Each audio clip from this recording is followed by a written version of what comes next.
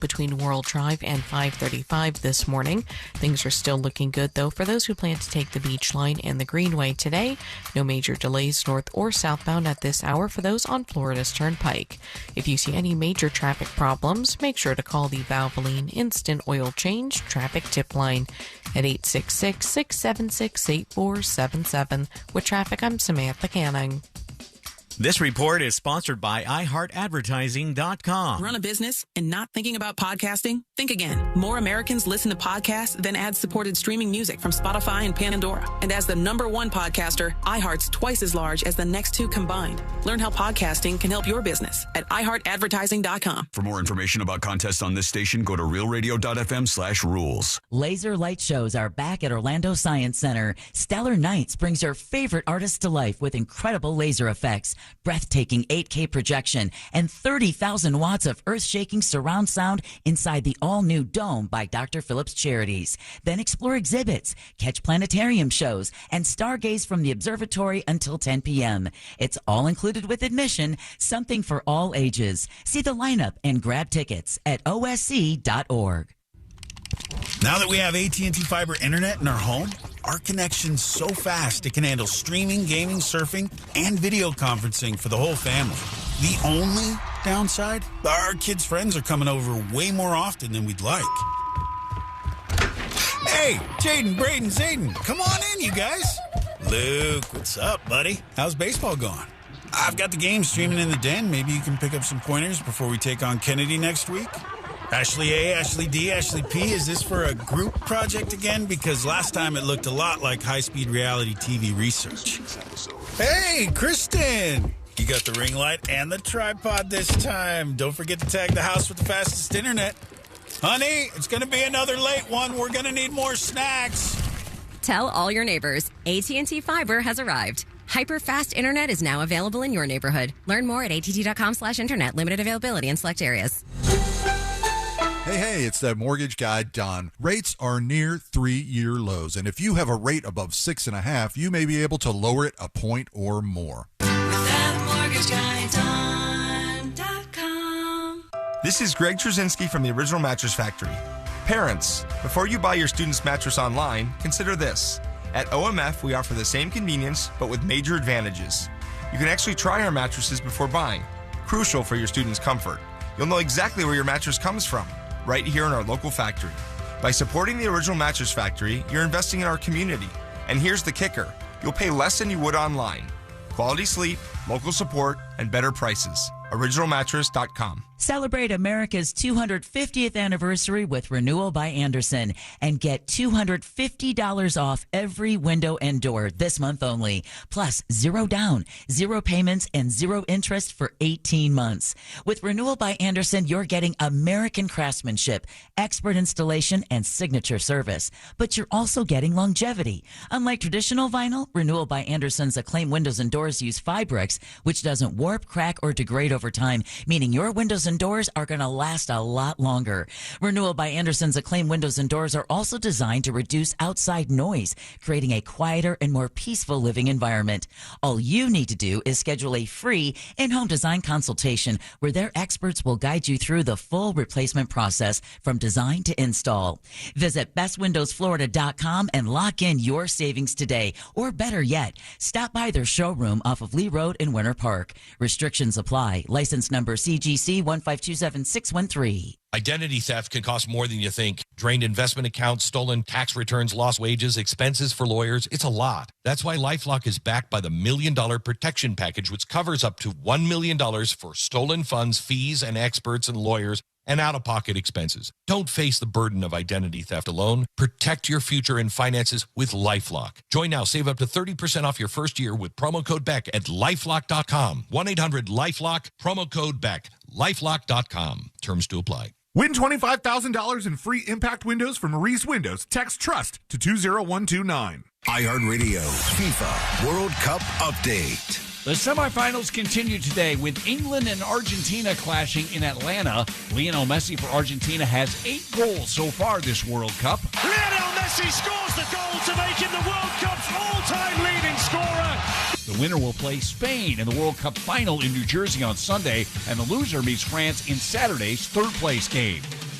Download the iHeartRadio app for live Fox coverage of every game. Broadcasting live from the JustCallMo.com studios. Injured on the go? Just call Mo. Visit JustCallMo.com or dial 1-800-CALL-MO. This is WTKS-FM HD1 Cocoa Beach, Orlando. An iHeartRadio station. Guaranteed human. Real Radio has your chance to win $1,000. Just enter this nationwide keyword on our website. FUN. F-U-N. That's fun. Enter it now at realradio.fm and answer your phone if you get the call. Good luck. Someone's going to get offended. It's just the way the world works. So to hopefully save everyone a little time and or energy, here's this. The opinions that you hear are those of the host and callers, and not those of iHeartMedia, its management, or advertisers. The News Junkie is on. The best friends you never knew you had, running through the most viral stories of the day. The News Junkie starts now. It is Wednesday, July 15th, 2026. Lots to get to today, from Georgia data center drama to an epic pick-a-side over a sidewalk battle, and the Cyclospora outbreak just broke wide open. Plus your calls, dispatches, emails, texts, and more. C-Lane is here. Hello. Josh is with us. Good day. And so are you. You can send us a dispatch today. Go to thenewsjunkie.com. Hit record on your first dispatch today. You can also watch the show on YouTube and twitch.tv/thenewsjunkie. Your message is rolling right into the studio in real time. How is everybody doing on a Wednesday? Good. Yeah. Very well. How are you? Good. Yeah. Oh, my God. I'm excited about today, man. There is a lot to get into. That's what judges whether or not I'm feeling good sometimes in the morning. I hate to say it, but it's like, hey, is there a lot to talk about? Today is a big fat yes. Or am I day. going to have to work today? Or do I have to go create some news, which it's been desperate enough. I'll just be honest with you. Around reflecting pool or whatever algae times, I was thinking about going out to start some news myself. I was thinking about hitting the trail and trying to get a headline or two myself. But we're out of that now. We've got some fun along the way. So let's see what's happening here. Let's put our ears to the ground, our fingers on the pulse, and let's see what's going on in this great, big, wide world of ours. This is an unbelievable clip. And I cannot believe this is real, C-Lane. You censored this right before the show. It's scary. Apocalyptic, you think is a good word for this one? I would agree. Yeah. Holy cow, Josh. This is in rural Canada, in a little place called Armstrong, Ontario. Oh, yeah, R80 there. All right? So there's a fire in Armstrong, Ontario, and somehow, some way, the train ends up driving through the fire. And no, they don't have a lot of options on a train. You go one way. He's got a point. Forward or backward? He's got a point there. You have to make a decision. Do we wait for this problem to pass us, or do we just drive right through? Here's how it went. This could potentially overtake us here. This is getting a little scary. Yeah. Holy sh**. Okay. Yeah, this is... Okay. Y'all need to hurry up here. Like, seriously, we're encased in flames now. Way too calm. Yeah, they're Canadian, so they're a little subdued, folks. But just know, it looks like the biggest hellfire inferno you have ever seen in your entire life. All right, that's what it looks like in this train, and they're cruising right through the fire. Somebody says, nothing polar about this express? Yeah, very true. Yeah, this is the opposite of the Polar Express. The Solar Express. Ah! I mean, I'll put this up on See It Jody, Now. Can you hear us? Yeah, I can hear you there. I'm telling them you were notching up. Let's step it up, Jody. This has got to move quick here. I guess they're just trying to drive through it, or, whatever. But it's so bad. And I think they're going very slow, too, right? Holy crap. It's all right. This kind of burnt off, so we'll be okay now. Yeah, we're good. No worries. Is it not super hot in there? Over there? I don't know, but I'd have to imagine driving a train, even though you're in a train, through an inferno, it's going to get hot inside the train. Like you're cooking, right? Aren't you literally cooking? One would think. Yeah, like this is what it's like to be in an oven. That's the feeling that you're getting there. It's a visual and it's a crazy one. So I'm going to pop this up during the break on See It Now so you guys can take a peek because, my God. Is there anything worth watching the rest of this, C-Lane? Should I go away? I don't know. They just kind of talk some more. It's more of them being calm. And then I can't tell if it sounds like they're getting out of it, but it doesn't look like they're getting out of it. Maybe the engines are back on and they're moving in the other direction or something. The guy just said it's getting a lot better now or something. And I'm like, is it getting better? What? This still looks like a nightmare. This flame. You guys got a light now or what? The train must have known. You guys got that light? You got that light? Oh, yeah, they're clipping. Oh, we're clipping. Oh, there's another train going the other way. Why is anybody still moving on these tracks right now? Holy cow. Well, they're okay. You can't sit in the fire. Yeah, this is a fire, Josh, that was across Western Ontario, Canada, and it's the smoke from it going to be covering tonight and into tomorrow morning Boston, New York City, and Philadelphia. So if you're in those areas and you see a whole bunch of smoke, it gets real smoky. What these trains were driving through literally is that exact fire that's causing all of this in Ontario, Canada. But thankfully, everybody's okay there, at least as far as we can tell right now. Unbelievable. And the big battle that has been brewing forever and a day has finally come to a head here. And we learned yesterday, right after the show, that the House of Representatives, those are the political folks in Washington in one of the chambers, they passed legislation to make daylight saving time permanent nationwide, ending the twice-a-year clock changes by a 308 I'll believe to it when 117 I see it. vote. Believe All right? it when I see it. And look, bipartisan. You know, the people saying yay to this bill that would lock us on, and here's where the problem kind of arises. It would lock us on daylight saving time, and we would not go back to like the regular, I don't remember, standard time. Spending time. The spending time version of things. And it was Republicans 193 yay, 22 against with a nay vote. Democrats 114 yay, 95 nay. Independent 1 yay. So like almost, no, not almost everybody, but 2/3 of the people in Congress voted to pass this through the House, and then it heads to the Senate. If it passes in the Senate, it will go to Trump's desk, and Trump will be able to determine with a veto or not a veto, and he ain't going to veto it, that the daylight savings situation will change forever, or at least until we decide we don't like that anymore. But here's how it happened in the chambers. They're getting the final votes in, literally passing them over. Vote, the yeas are 308, the nays are 117. A little shaky there, Scott. He hasn't had his bourbon yet. He's scared because he knows what's happening now. He loves standard time. The war is on, folks. Here's one of the responses. I've seen 2 million views. Just a few apolitical things to consider here, says this person. Apolitical means not political, in case you're wondering. One, we already tried this back in 1974 when permanent daylight saving time had 79% public support per polling, but rapidly became unpopular after very late winter sunrises, and it was canceled within 2 years. So we did this back in 1974. Well, fool you twice. Shame on me. Yeah. Damn We it. don't get fooled again. Yeah, we won't get fooled again. Number two, the impacts of permanent daylight saving time are going to be especially pronounced near the edges of the time zones, where already especially late or early sunrises and sunsets are going to become almost absurdly late or early depending on the time of year. And then somebody says standard time should be made more permanent.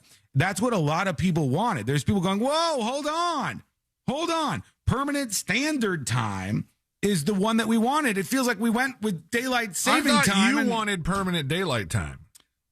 I want the one that is, hold on, let me check. Here's what this is going to look like.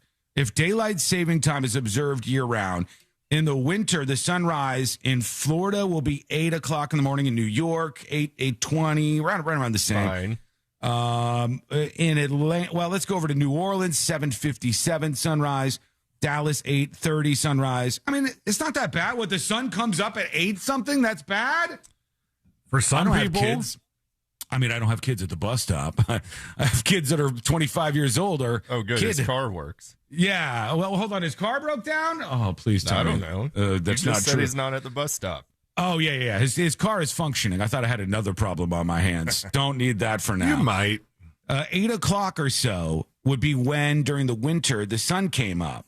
And then obviously the sun would go down later at night. But that's what I like. I'm not up that early. This is a selfish thing on my part. I understand. I'm somebody who would be fine with this. Or I'd be fine with the other side, too, if you just want to stay on the other side of it. But I feel like now they can't undo what they've done. They've passed this in the House of Representatives to keep permanent daylight saving time.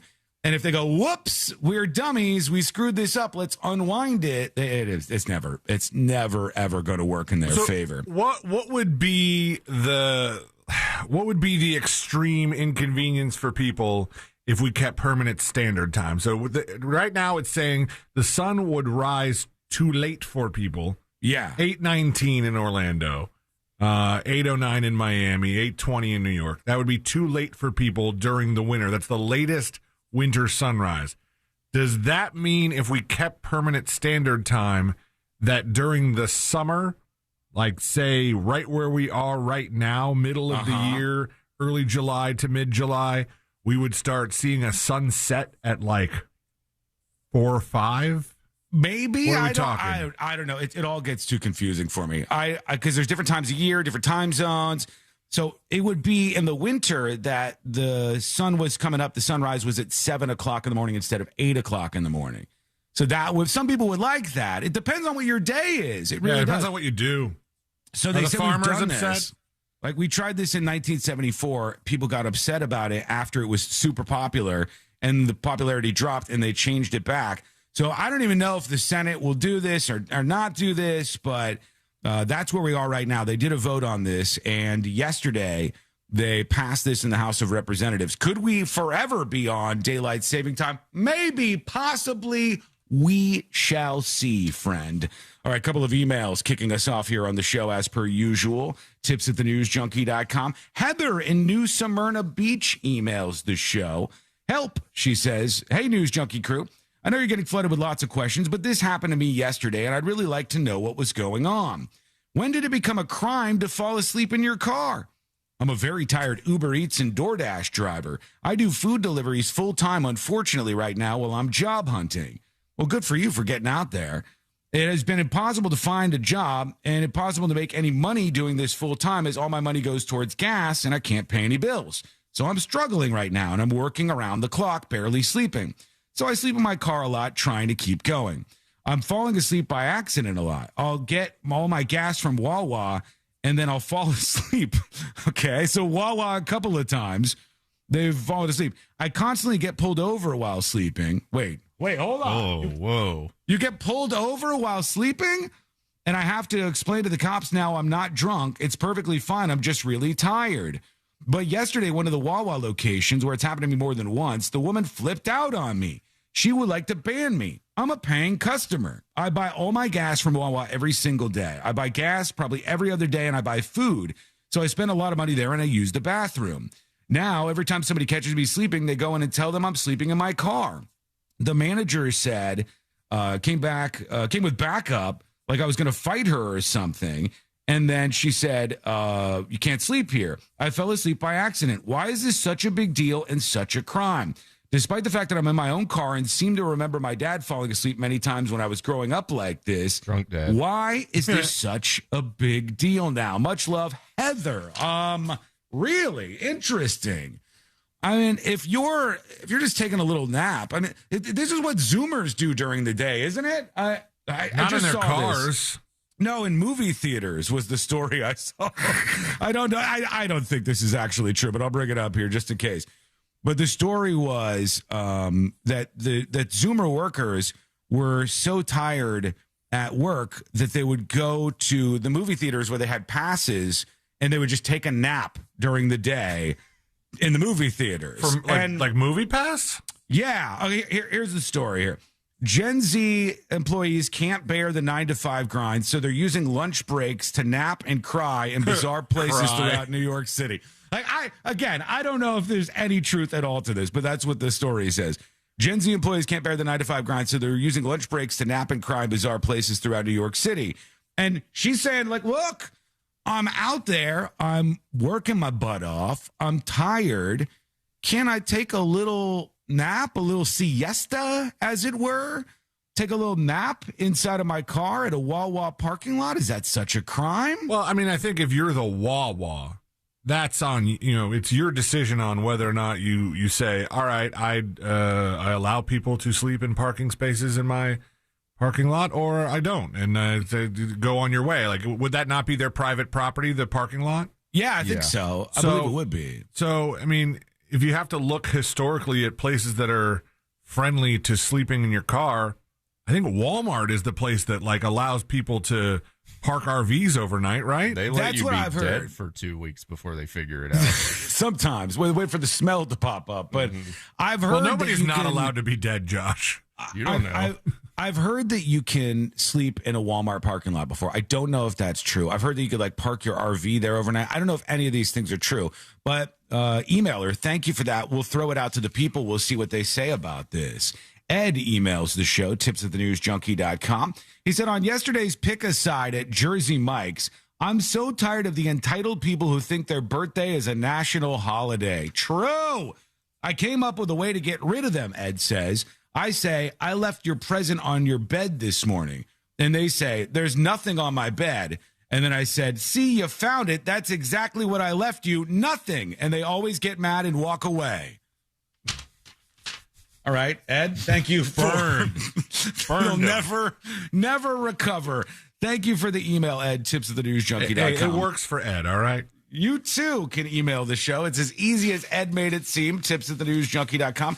If you want to be anonymous, put that right up on top. Okay, busy show today, as I said. More details about this stomach illness, this weird case that's going around the United States of America. It's blown wide open, so I want to talk about that for sure. We got a pick-a-side on the way, and then the most unbelievable story in quite a while is coming up at the top of the hour. Loaded up today, and it's all coming up next on the News Junkie. AI edits itself. We double down. Real Radio 104.1. Guaranteed human. From the Clausman Law Traffic Center, car crash, call Clausman Law. ClausmanLaw.com. Still looking at some heavy. Hello. Welcome behind the scenes, everybody. How are you? Skull Mic activated. YouTube, Twitch, TNJ chat. Do you have Cyclospora? How's it going? I hope you're feeling okay. I hope you don't have Cyclospora, but it is making the rounds. Deborah on YouTube says, you used to be able to sleep at Walmart, but they're not 24 hours anymore since the pandemic. Is that true? Really?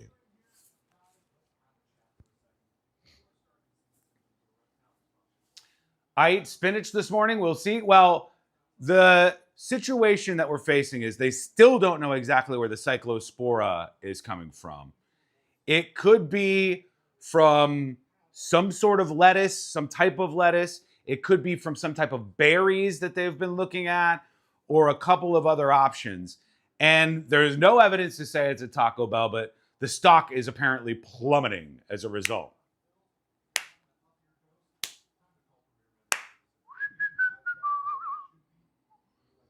Trauma Merce, I didn't see that. I guess it was deleted. I don't know if it was a drunken late night comment, but I can tell you, and you can believe me or not, that everything I've said is true. As per usual, I have all the receipts that I need if I need them. Okay? That's where I'll stay on that. Thank you for your concern. Hey, Sport. Hey, Nicole. Saying hey, Sport, I feel like an old man talking about a little boy playing baseball. Hey there, Sport. I feel like that Senate candidate from yesterday. We're going to come at it with the gusto and stick it togetherness.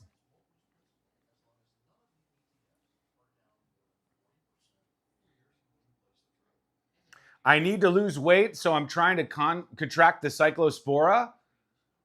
It would work, right? Like in the worst of ways. it would work. Or get on them GLPs, baby. You know what I learned yesterday? A little bonus for you before we get into the big drama here for the ScoMike folks. I learned a little tidbit. I guess the GLP-1s that everybody uses to lose weight right now, right? You know them by a million different brand names. I guess the real story on those was scientists were doing research on the Gila monster, this lizard that's about this big that has a fake-ass sounding name. And they discovered that the Gila monster only has to eat like 4 times a year at most. And they knew that humans release this GLP thing in their body, which is a signal to tell you not to overeat so you won't die. And the signal in the human body is to slow down the digestion process, and it lasts about 2 minutes.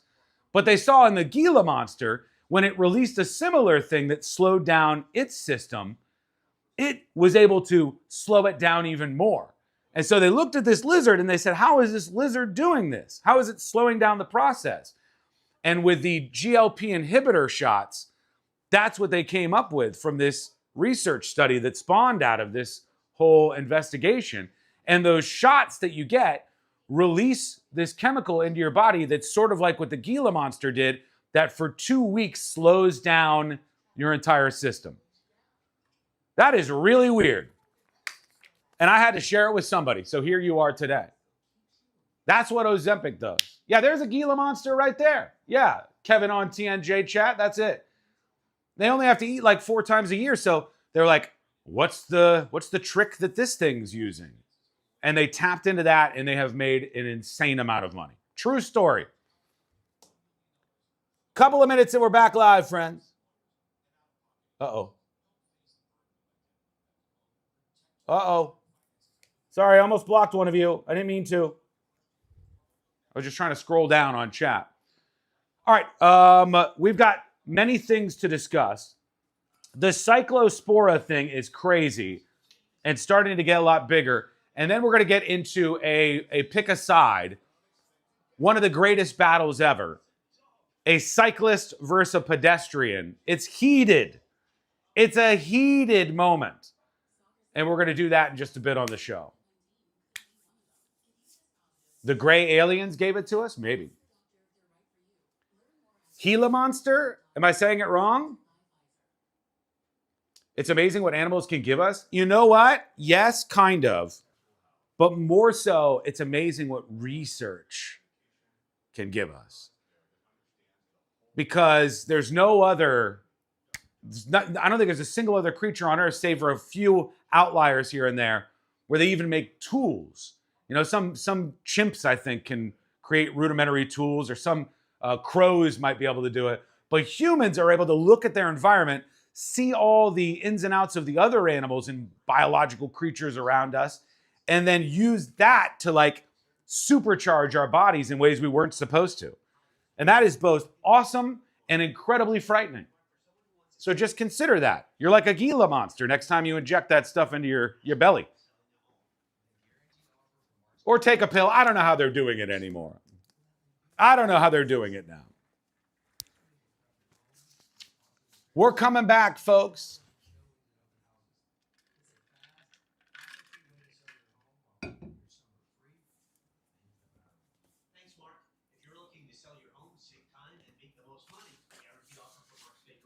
Big data center story at the top of the hour. Stand by.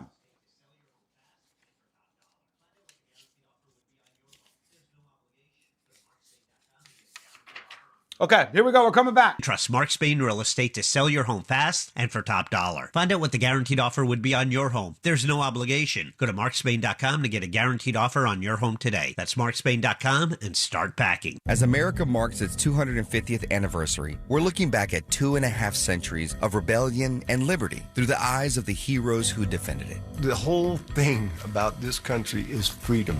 If we're not careful, we could lose that. On Medal of Honor, Stories of Courage, we bring you the defining moments of valor that went above and beyond the call of duty. Listen to Medal of Honor on America's #1 podcast network, iHeart. Follow Medal of Honor and start listening on the free iHeartRadio app today. Go to markspain.com to get a guaranteed offer on your home today and start packing. Real Radio has your chance to win $1,000. Just enter this nationwide keyword on our website. FUN. F-U-N.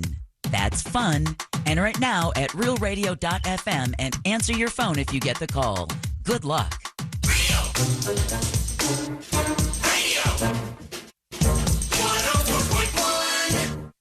If it's important to you, it's on and probably being mocked by.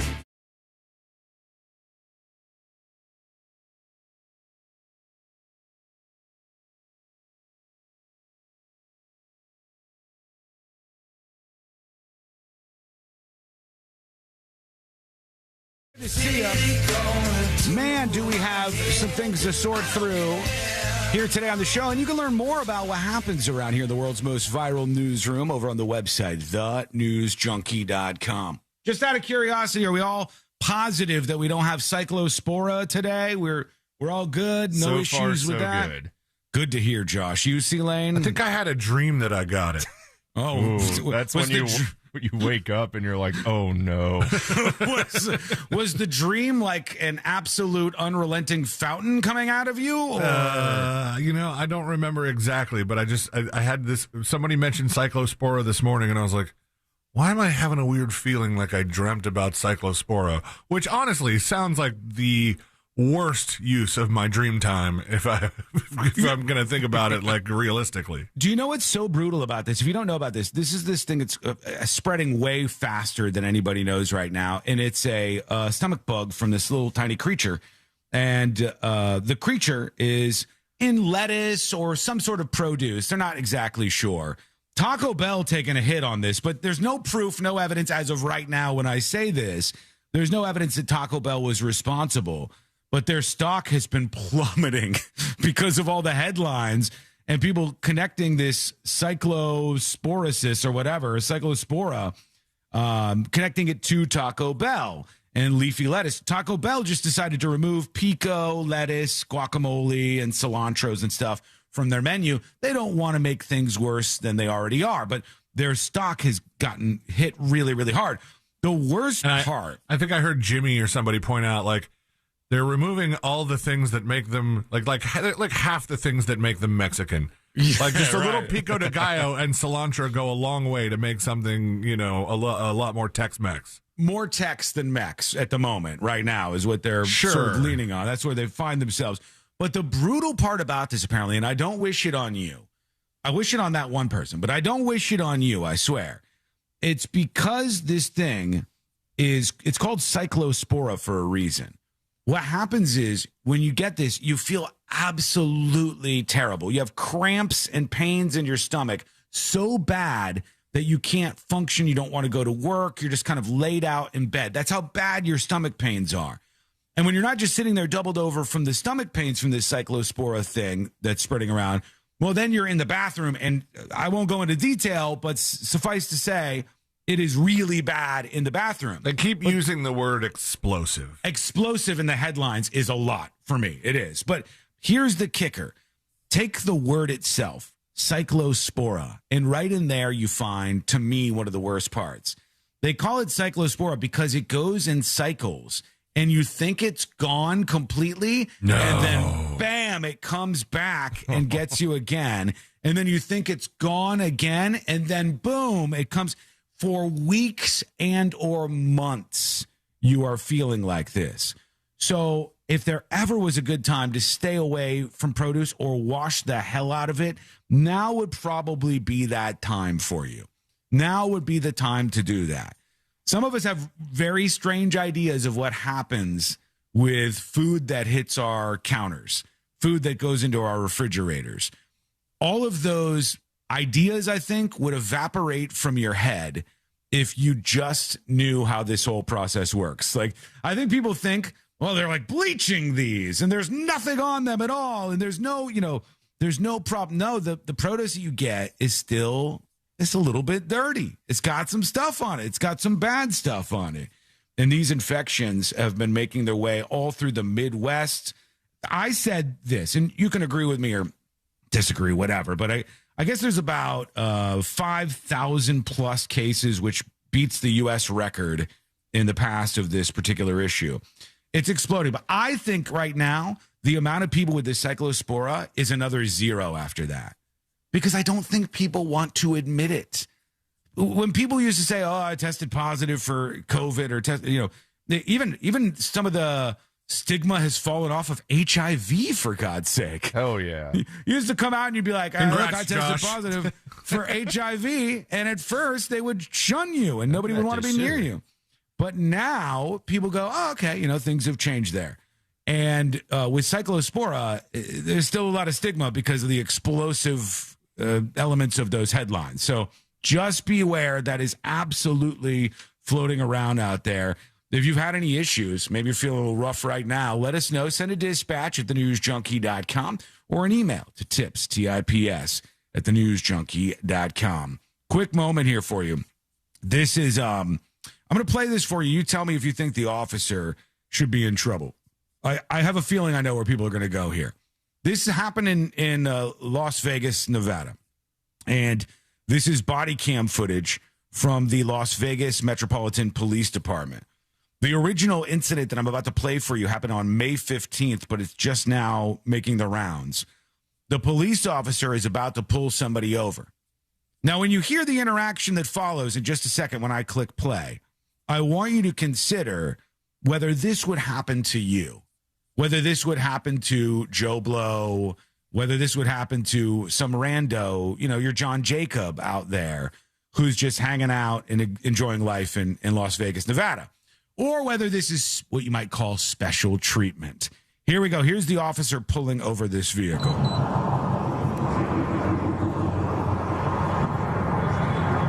Hello. How you doing, sir? Good. Sergeant Pacheco, Metro Police. The reason I'm stopping you is for the... I'm aware. For the red light violation back there. Your right turn onto Giles here. So, you're good to go, sir. Appreciate you. Have a good day. That's it. Okay. So to bring you into this a little deeper, because there's some of that you probably miss. When the officer comes up, he sort of hits his hands on the sill of the guy's vehicle window, if you can call it that. And he hits his hands on there. And I mean, as fast as he could say it, the driver says, "I'm Joe Lombardo." You guys probably already know where this is going if you haven't looked it up. But have you Googled Joe Lombardo yet? I have. He's the governor of Nevada. That's right, Sealand. Yeah, he's the governor of the state of Nevada that the officer has pulled over. He says as fast as he can, when he just apparently ran a red light and the officer pulled him over, he says, "I'm Joe Lombardo." And the cop goes, "I know." Hello. How you doing, sir?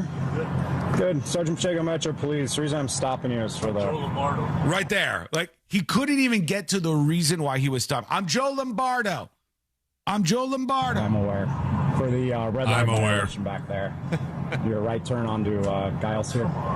So, and he says, "Come on, man." Come on, and man. Then the officer You're goes, good to go, sir. "You're Appreciate good to you. go." All right. Would I have been good to go? Would you have been good to go? Would everybody else have been good to go?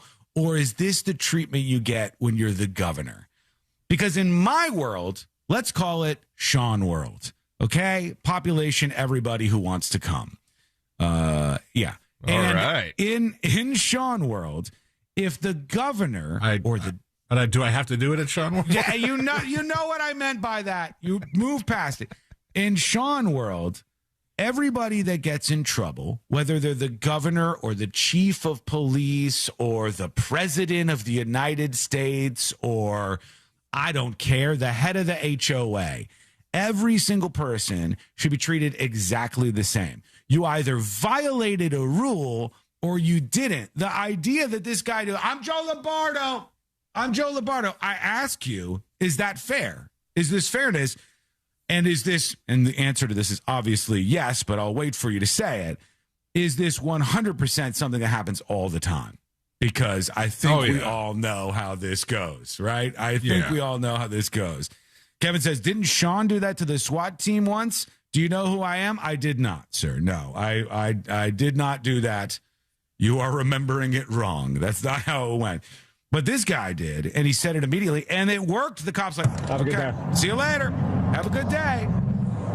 So I ask you, is that fair? The answer is no. This is spoiler alert. Maybe some of you think, no, the guy's the governor. They should treat them like this. Fang on TNJ chat says politicians should have to pay double. Actually, anybody who tries to pull the name drop should have to pay extra. I could get behind that. I could. I think, what? Let me ask you this. What is the purpose of the governor dropping his name the moment the police officer walks up to the vehicle? What's the purpose of that? Because I would suggest, tell me if you agree, Sealand, I would suggest it's like, hey, do you know what you're getting into right here? This could be the end of your job if you give me a ticket. I don't know if I saw it as a threat. I mean, he did say it very quickly. That was a little. I'm Joe Lombardo. I mean, the guy was almost not finished saying his name, and it seemed like the police officer looked up who it was, sees who it was, says, "I'm just gonna go up. I've already pulled the guy over. I'm just gonna go up here, tell him what he did. Try to drive better, be on your way." Right. And like, even if that were my plan, if he came at me like that, I would have been like,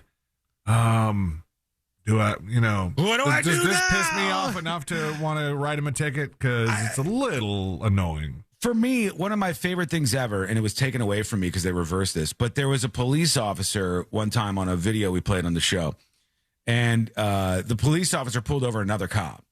And the cop was apoplectic, just upset, nuclear upset is what I mean by that.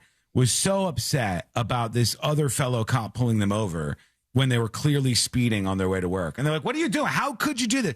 And then the cop drove away from the police stop and ran out of there, which for any of us would have been evading the scene or whatever, would be running away from the crime itself.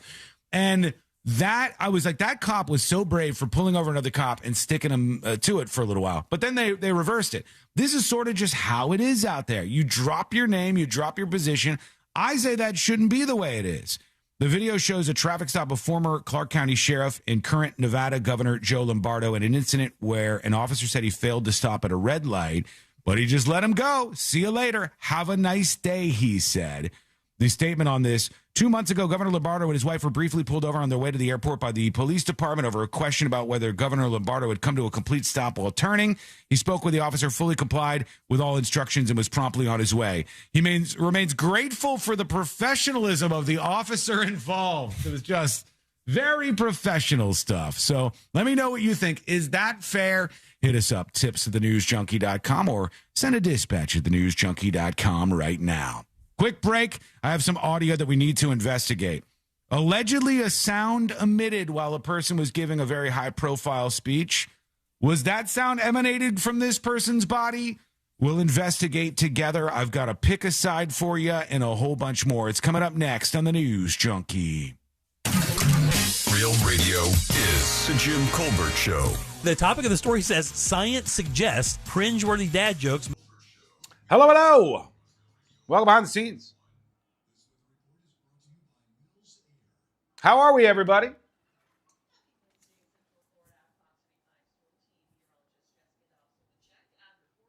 All you need to do is support the show a little extra on a Wednesday. And that requires you going and subscribing to Secret Shows. God bless all of you. Great subscribers. God bless all of you. If you're not a subscriber, it's as low as $2.99 a month, $29.99 for the year. It unlocks all of the features, all of them, of the website and the News Junkie app. And it could be yours right now. Just click the buttons on thenewsjunkie.com. Bootsy says it's Wear the Show Wednesday. Are you wearing the show? Huh? Are you wearing the show? That's my question. David says, effing YouTube ads suck. David, if you are on the subscriber feed over on thenewsjunkie.com, it's completely commercial free. And along with ScoMike, it basically makes it so you hear like a little blip of a commercial here and there. But you don't even hear it on most of the stream.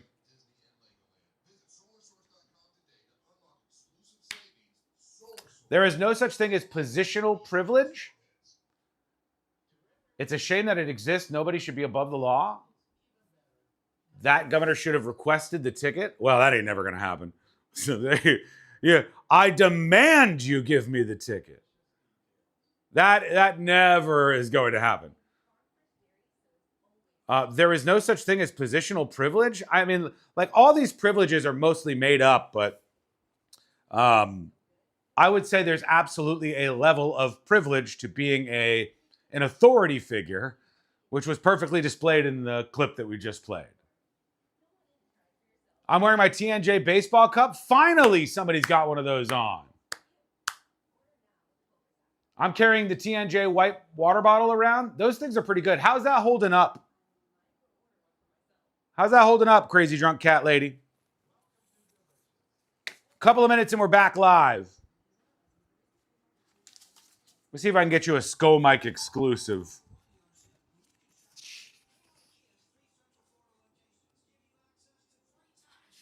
Why aren't the resubs on Twitch coming in on studio screen? That is a great question. Oh, I don't want to toot my own horn, but I did want to bring this forward since one of you or more was complaining at the time, and I was 100% right. Just so you know, when I say something is happening in the industry that I'm in, the radio industry, broadcasting industry, I'm generally saying it from a place of knowledge because I talk to a lot of radio people. I talk to radio people all the time. Not a week goes by where I'm not talking to some program director somewhere, right? And I had told you what was going to happen with Howard Stern, and there were so many people, not so many people, there was like 2 or 3 people who were like, you're full of shit, you have no idea what you're talking about. I said, Howard Stern is going to go to 1 day a week. His show will essentially become a podcast. He will do celebrity interviews only. So basically 1 day a week, 1 interview, and then that's it. That's all he's going to do. That was the deal I heard he was working on. And it came out yesterday after the show that they fired basically everybody on his Sirius XM show ahead of another programming shift. He's laid off more than a dozen staffers. And then there's going to be 1 new show each week after Labor Day. It's almost like I told you that was going to happen. It's almost like I told you, because I knew what I was talking about, that was going to happen. But at least 1 or 2 of you who didn't know what the hell you were talking about and weren't talking to people who actually know about this stuff were so sure that I was either making it up or I don't know what. I don't know what. I may just drop the ban hammer on one of you randomly to make up for this. Sean will hire them now? Nah. They really were getting away with highway robbery for quite a while. Because even doing like 3 shows a week, and that was treated for many of them like a full-time job. Crazy. I mean, really, just do a podcast at that point. Like, if you're going to do 1 day a week, just do a podcast. I haven't listened to Howard Stern since 2002. Same. I don't have satellite radio, so I don't hear what's going on. I just see the industry stories time and again, and I know enough people to know what's going on, especially in the area where he lived. All right, we're coming back, everybody. Hold tight. Here we go.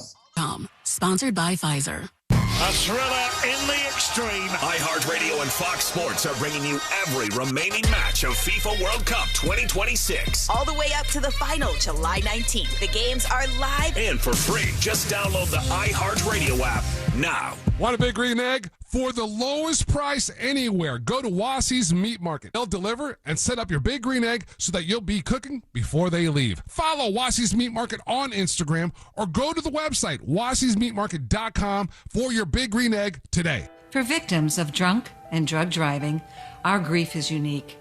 But you are not alone. You always have a place at MAD. Call our 24-hour victim helpline at 877-MAD-HELP or visit mad.org. Need a new roof or windows? Visit hbnusa.com. Real Radio is on Facebook at Real Radio 1041. Sponsored by the law offices of Anajar and Levine Accident Attorneys. Call the law offices of Anajar and Levine at 1-800-747-FREE. That's 1-800-747-3733. Real Radio 104.1. Riding the daily roller coaster of viral news from the front row. It's the...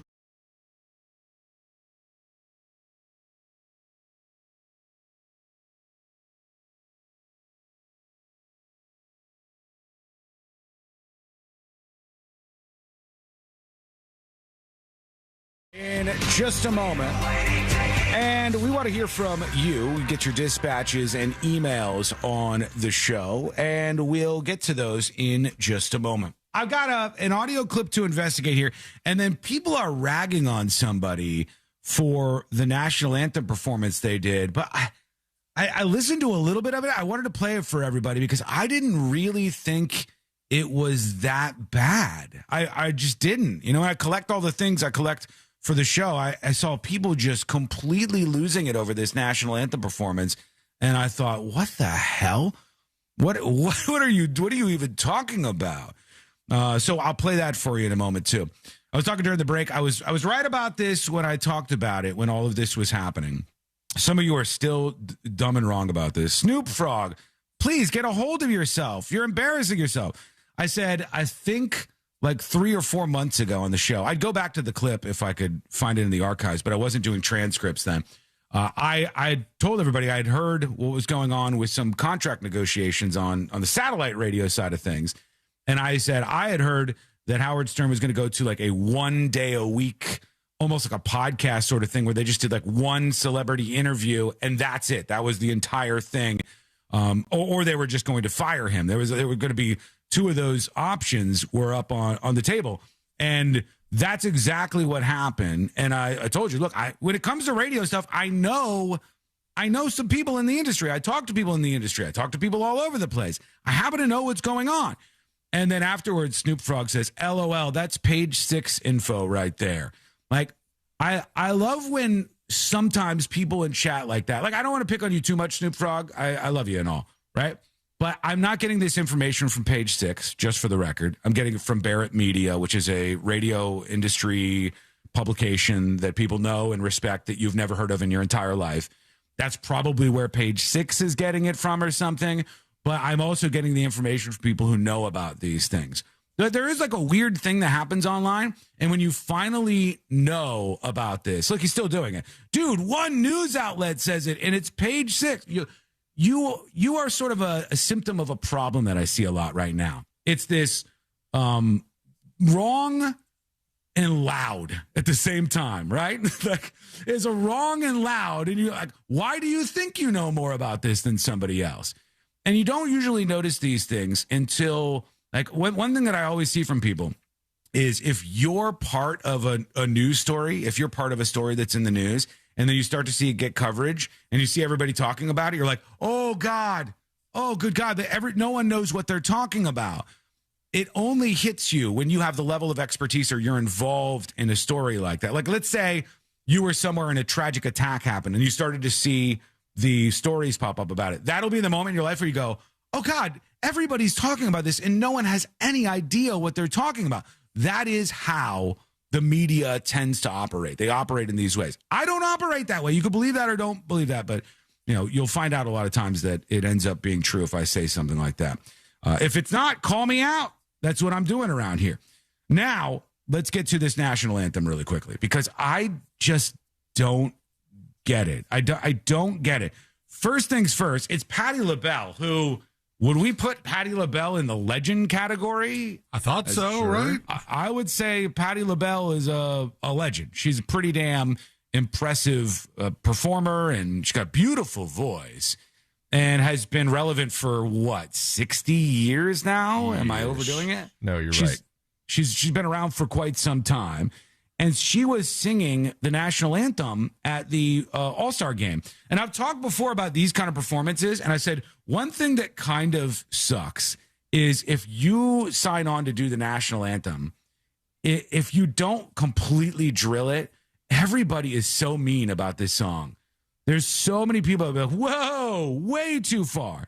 So the stories... We never hear this story about, like they have taken to singing America the Beautiful at a lot of sports events, too. Yeah, and you don't see that. The song is basically seen as an also-ran, and nobody goes, oh my gosh, did you hear how Josh Fowler butchered America the Beautiful? Uh-huh. It was the most ugly beautiful that I've ever heard in my life. Yeah, there's a lot of people who get upset about this.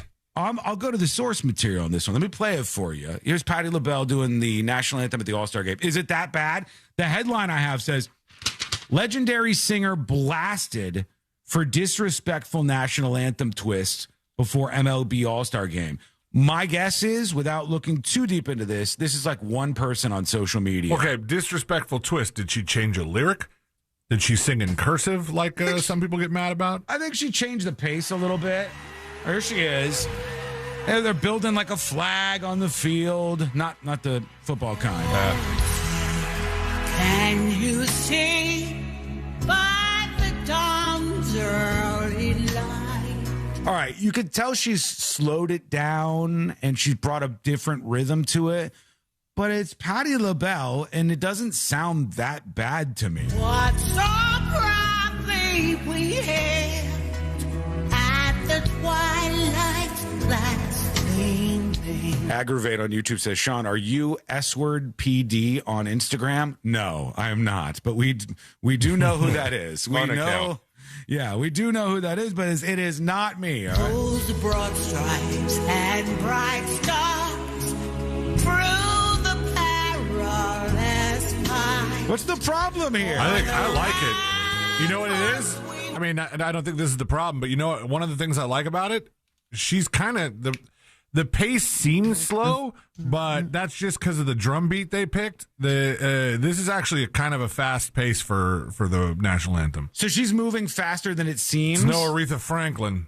Oh, did she go slow? I don't remember. Wasn't that Aretha Franklin that...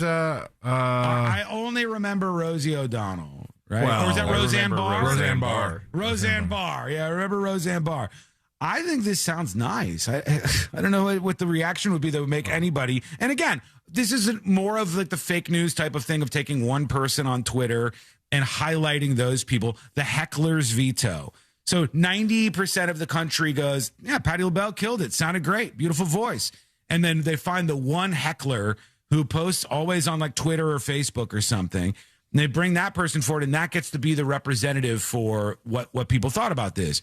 That's why I keep talking in these ways that I'm talking to you. Stop saying we. You represent you as a person. That's it. This person on Twitter represents them as a person. But the news articles will always be like, blasted. The crowds blasted her for disrespectful anthem.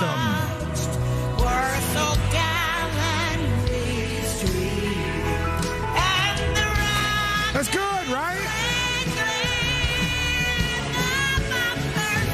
Oh, yeah. Quick check. How old is she? Because 82. she's hitting the notes. 82 years old. What do you want? What do you want? She's hitting the notes. She sounds good. It's not disrespectful. Like, there's something else about that. How do you expect everybody to get on board together with this sort of, hey, we're all Americans thing, if you take somebody's performance like this and go, that's disrespectful? Now, if she was farting into the microphone to the tune of the national anthem. I ain't farting on no snare drum.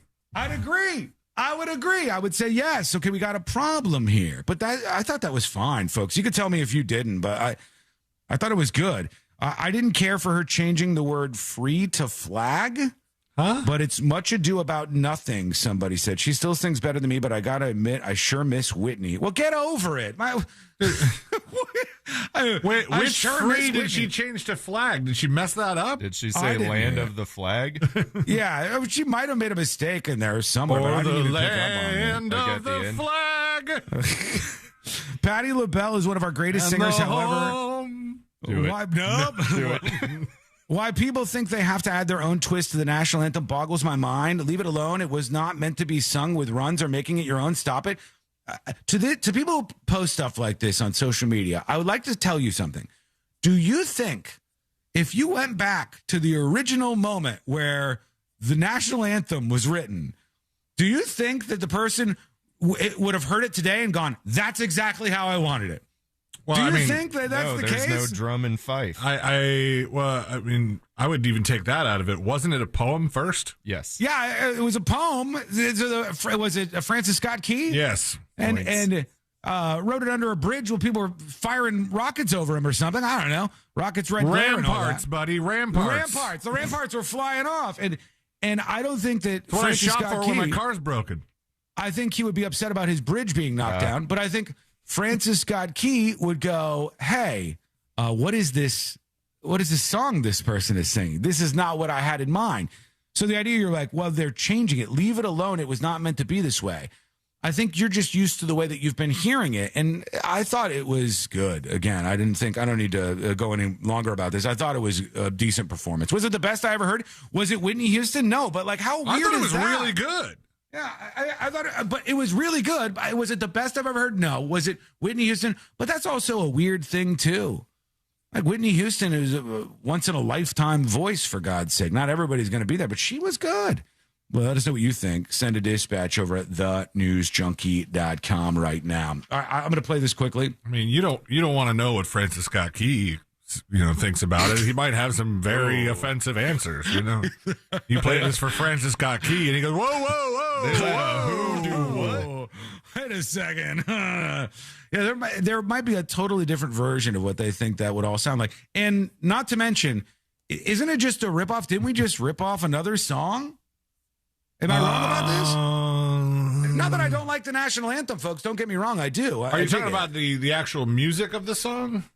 Isn't God Save the Queen almost the same exact, like... No. It's not? There's a song like that where we just took it and then we were like, all right, this is the American version now. It says it's set to the music of 18th century British drinking song called the Anacreontic Song. Can you bring that up for me? The Anacreontic song? Now we're drinking some beers, and we're drinking Pass a more shot beers over here. There we go. Yeah, see, we figured this out. Let me hear if this is a ripoff. All right, let me see. See, Francis Scott Key would be like, oh my God, you guys ripped them off? It was supposed to be to the tune of Informer by Snow. What are you doing? Oh, say can. Oh, yeah. Home of the brave. Yeah! Oh, glee. You know what we need to do? We need to get somebody from the 1700s, and we need to bring them to modern times and put them on social media. So when a woman posts this, like, why would you veer away from the original if Francis Scott Key could crack his knuckles and be like, the original was nothing like this. What are you talking about? There would be somebody complain about it from those standards. I think that would be worth paying attention to. All right, I have the audio clip that I want to investigate. I'll save it for after the break. I didn't want to. I wanted to get this done with, but we'll save that for after the break. We'll investigate. And then this data center story that is just mind-blowing. You cannot miss out on this. It's coming up next on the News Junkie. Your chance to win a grand... Hello. Welcome behind the scenes. Yes, Sean, you're thinking of My Country 'Tis of Thee, Sweet Land of Liberty is the England national anthem? Yeah, okay, that's it. If YouTube gives a copyright over that, I'm burning the whole place down. Yeah, you say copyright from the 1700s, but I've had copyright hits on worse. Skull mic sounds better than live mic? Well, that's not true. You want me to do the show like this? Hey, everybody. Do it like this.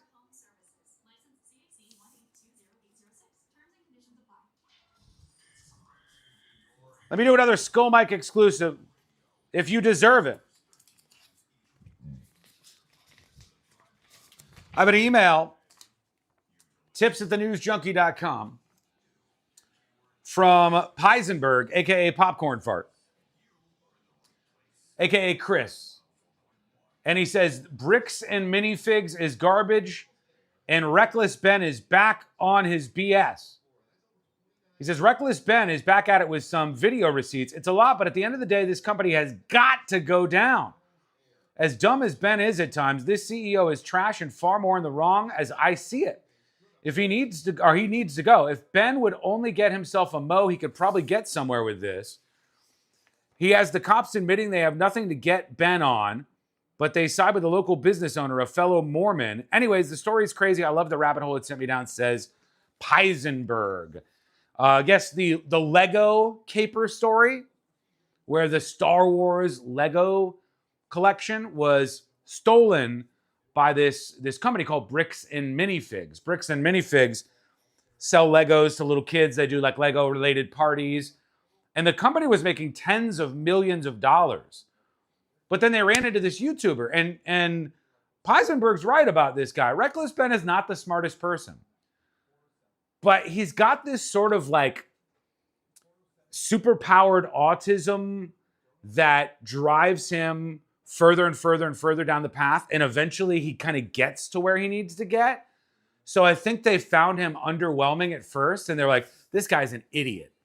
He's not going to take down our multi-million-dollar company, Bricks and Minifigs.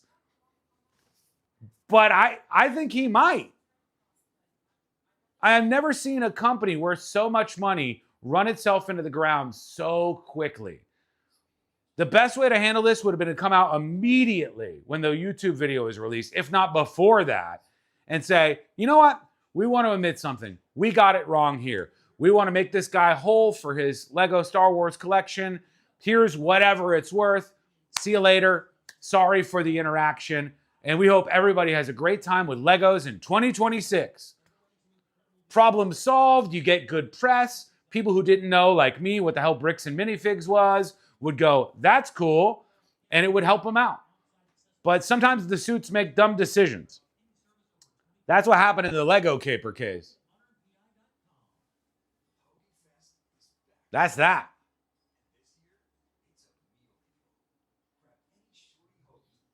Thank you for answering me. Third time I asked. Answering what? I didn't see it.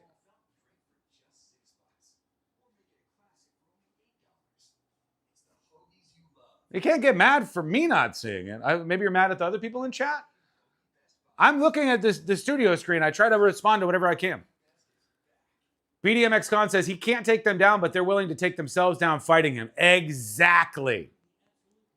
It's like, you think this guy's so dumb. He's some dumb kid. He's some dumb YouTuber. And there's just enough of you not understanding that world that you're going to shoot yourself in the foot, and then the thigh, and then the crotch, and then the chest, and then one final one in the temple until Bricks and Minifigs is ripped. Big, valuable company down the drain.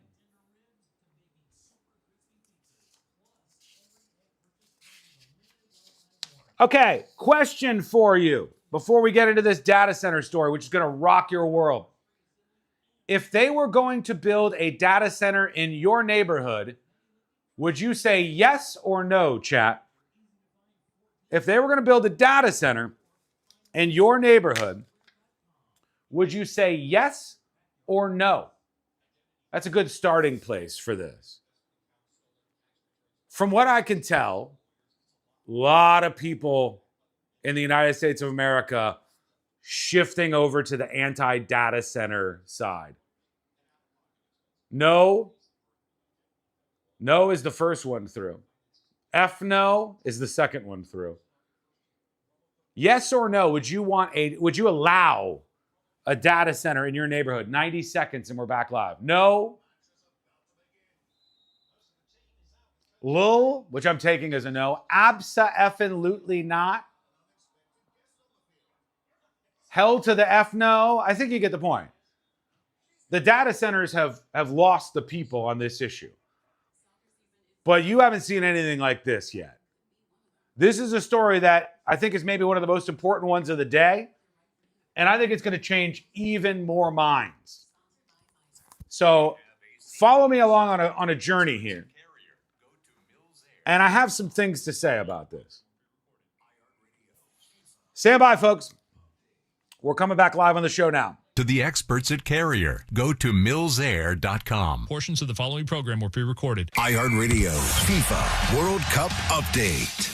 Spain has secured its place in the World Cup final on Sunday, advancing by defeating France 2-0 yesterday. Olmo, the return. Pedro Porro! Spain now awaits the winner of today's semifinal in Atlanta between Argentina and England. Today's loser will take on France in the third-place game on Saturday. Download the iHeartRadio app for live Fox coverage of every game. Coming to you live from the JustCallMo.com studios. Injured on the go? Just call Mo. Need help after an accident? Visit JustCallMo.com or dial 1-800-CALL-MO. This is WTKS-FM HD1 Cocoa Beach, Orlando. An iHeartRadio station. Guaranteed human. Real Radio has your chance to win $1,000. Just enter this nationwide keyword on our website. Check. CHECK. Check. Enter it now at realradio.fm and answer your phone if you get the call. Good luck.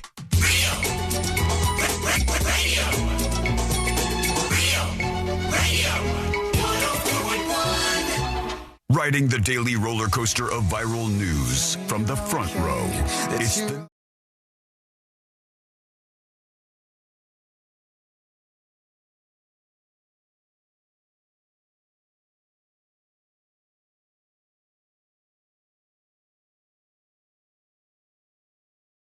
Learn more about the show, jump on board, and join us. You could be in front of the audience here with your thoughts. YouTube is where you can watch, and the dispatches you can send over at thenewsjunkie.com. This is wild, and I only see the tide turning more on this, especially after the clip I'm about to play for you, because it's going to get your blood boiling a little bit.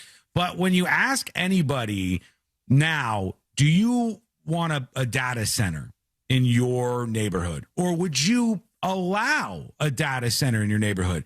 My God, have they lost this battle. These data centers are like, it's one of the most things that is universally hated by Americans right now. They don't want data centers in their area, and they have plenty of reasons to feel that way. Honest to God, they do. Because a lot of the stuff you hear about data centers is a bunch of lies. Like, they'll say, well, it's going to bring a lot of jobs to the area. But actually, I don't mean to be the actually guy, but I'm going to here. When they build a data center somewhere, the jobs come in from the construction of the data center. And then as far as big buildings go, I think a data center probably has the fewest employees you could ever have. I mean, It's comparatively, a data center. compared to the size of them, sure. Yeah, it's a big, giant building that just kind of runs, and you got a couple of high-paid people. But all of this happens at the expense of so many other people in the neighborhood. And this one particular story has really got my attention. So stick with me here on this, because this happened in Georgia. And to me, one of the best things that you can seek out in life is to be a homeowner and to have some pride in your own place and to pass along some generational wealth, hopefully, to your family members and then on down the line. And really, owning a home and home ownership is the best way to make sure that your kids do well after you and their kids after them. And it really can push you up out of poverty if you are the first one in your family to achieve that. So I think it's great. I think it's American, and I wish for everybody, even at a tough time to do it, that you can get your own house someday.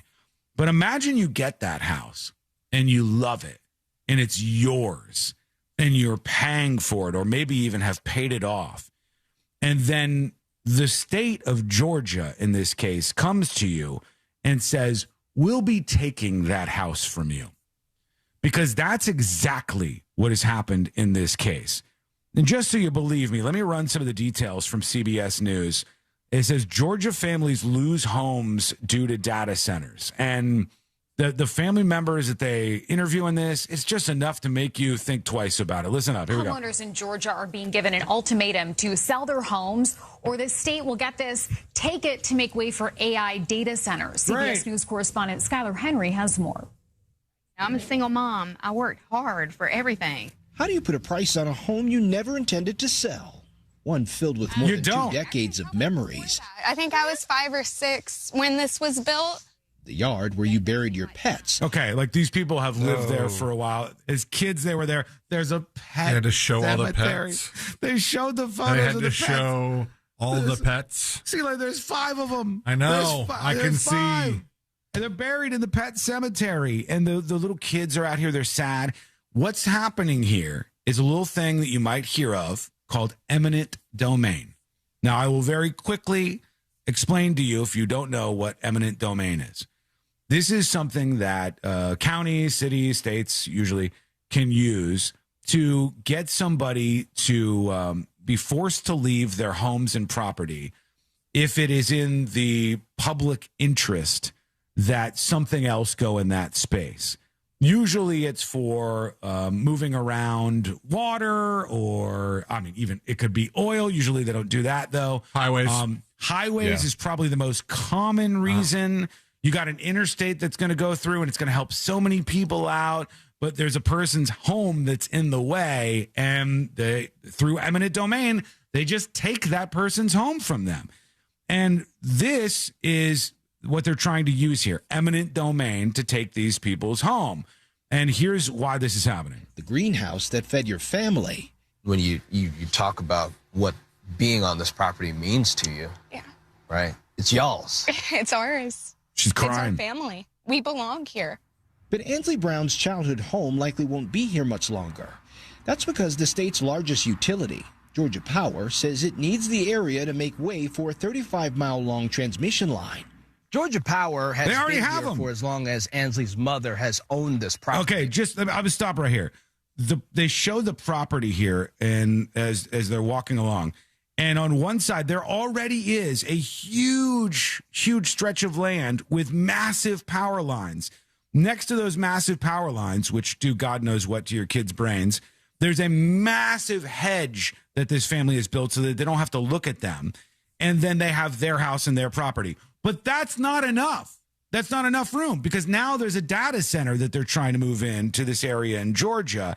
The data center needs more power. They need more power lines, and they need these people. They need their property. They must take it, and that's what's happening. Own this property. It's just beyond the tree line. Now, with the expansion of this latest project, they're looking to take the 2.5 acres the house sits on. Georgia Power says increasing demand has outpaced the capacity of its existing grid, and building a new transmission line requires acquiring more than 300 parcels of land, including residential properties. So it's not just them. Other people are going to have their homes taken away from them so that they can have even more room to have even more big power lines. You might say, well, Sean, just like the roads and the interstates you were talking about are a public good and it benefits everybody, so will these power lines. But the main reason that they want to build up this area with these new power lines and they want to take these people's home, they are going to take these people's home in this particular case, is because of the data center. And they even say that here. Did your mom tell you she wanted for this property to be? Generational wealth, true generational wealth was the idea, and now it's being stripped from us. Georgia Power estimates 70 to 80% of the power on this new line is expected to help serve data centers. That's crazy, okay? All of this is being built. 70 to 80% of the power from what they're going to do, they're taking these people's homes away to build this. 70 to 80% of that power is for data centers. That's it. That's it. It's to make AI videos and to run chat GPTs and to run AI and to run big data centers, and as if they don't have enough of those already. 70 to 80% of the power that's causing them to do this, that is the reason why these people are going to lose their house, is from those data centers. That's not good. It says the remaining 20 to 30% of power will serve the state's growing residential and commercial demand. Georgia Power told us that they feel as if they've done this process responsibly. What would you say to that? I disagree. You can't tear down 35 miles of rural Georgia and it not hurt something or somebody. True. And to say that you're doing it in the name of data centers is a slap in the face to us, our community, our animals. Brown's mother recently came to an agreement with Georgia Power to sell. Brown says if she didn't, the utility could have sought to acquire her property through eminent domain. So they go to her and they're like, we're going to take it. We're going to take it. And she goes, no, I don't want to. They go, well, here's the best we're going to give you. And they give her an offer that was just above appraisal, which, by the way, is not good. That is not good. Oh, that sucks. When they come to you and say, hey, we want your property, eminent domain, at the very least, you better 10x the MFing value on that house. At the very, very, very least, you better make those people independently wealthy because you're building it to make your company wealthy. So the individuals, the people, I care way more about people than I do companies, by the way, right? And the individual people who are impacted by this should be compensated in a Scrooge McDuck fashion, all right? They should be lit up with so much cash, but they don't even do that. They don't even do that, okay? A legal process that allows private property to be taken with compensation for projects determined to serve a public purpose. All power generation starts somewhere. Holly Lovett is a Georgia Power spokesperson. Good luck. Eminent domain is always, a last resort for us, and it's something we never want to do. To us, it's you know what? One of the craziest things about this is all for the only utility that you can't even bargain shop. This is all for the only utility on the face of the planet that is a monopolistic enterprise, that is not a free market existing structure at all. This is the one thing in your life that goes up and up and up and up and up. And when your power bill goes up so far, it's not like you can be like, well, joke's on you. The other power bill has a better per kilowatt hour deal, and I'm going to go over to them. That's not a thing. So the power companies just get to charge us whatever they want. They charge us out all the sides of your body. And when they do that, then they come into families like this and they're like, well, we need this. We have to make this happen. This is so wrong to me. It's just like on its face, absolutely wrong. And I feel for this family. If there were competing power companies, would there just be like 2 or 3 times as much land that's just like that stretch we saw that was just power lines? Couldn't they tell them, like, you guys use the same infrastructure, but at least let's have some competition here in the world of like power? Internet. Yes. Yeah, Josh, exactly. And nailed it. For me, I go, I cannot wait until solar has the breakthrough that people have been pretending it's having. Like, until you can get some unbreakable panels that are small and generate so much power that any house would be able to, off the sunlight alone, power themselves and free themselves from the grid. We're going to be stuck on boot of these lunatics. That's what's happening. Nothing's unbreakable, but the solar setups they've got now are pretty solid. Yeah, I mean, for my house, I don't think I could actually do it. I don't think, like, I would have to have a whole lot of power walls, and like we're not there. I think we need a more efficient breakthrough.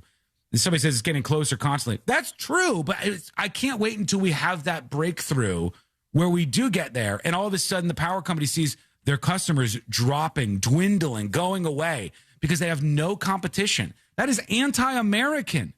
That is literally anti-American, to have no competition at all. No free market, no nothing. You just pay whatever they ask you to pay. And then if your house is in the way and somebody wants a big data center to hire 11 people or something, then you end up in a position where they're going to take your house because they need it. You don't need it. They need it, right? That's crazy to me. Let me know what you think. Send a dispatch over at thenewsjunkie.com or email tips, TIPS, at thenewsjunkie.com. Real quick, let me see what else she says here in this story, because there's another piece of information that I think is important. It's literally a $1 billion company stealing land from smaller people who can't fight back. We don't have the money to fight Georgia Power. So that's why a few months ago, Ansley took her story to TikTok. My childhood home is being taken by Georgia Power. She began sharing stories of others in similar situations. What is it taking from her? Look behind me. It's taking this entire backyard. What do you say to someone who will push back on any sort of offer that's out there? This is the power company. Well, a price tag can't replace memories.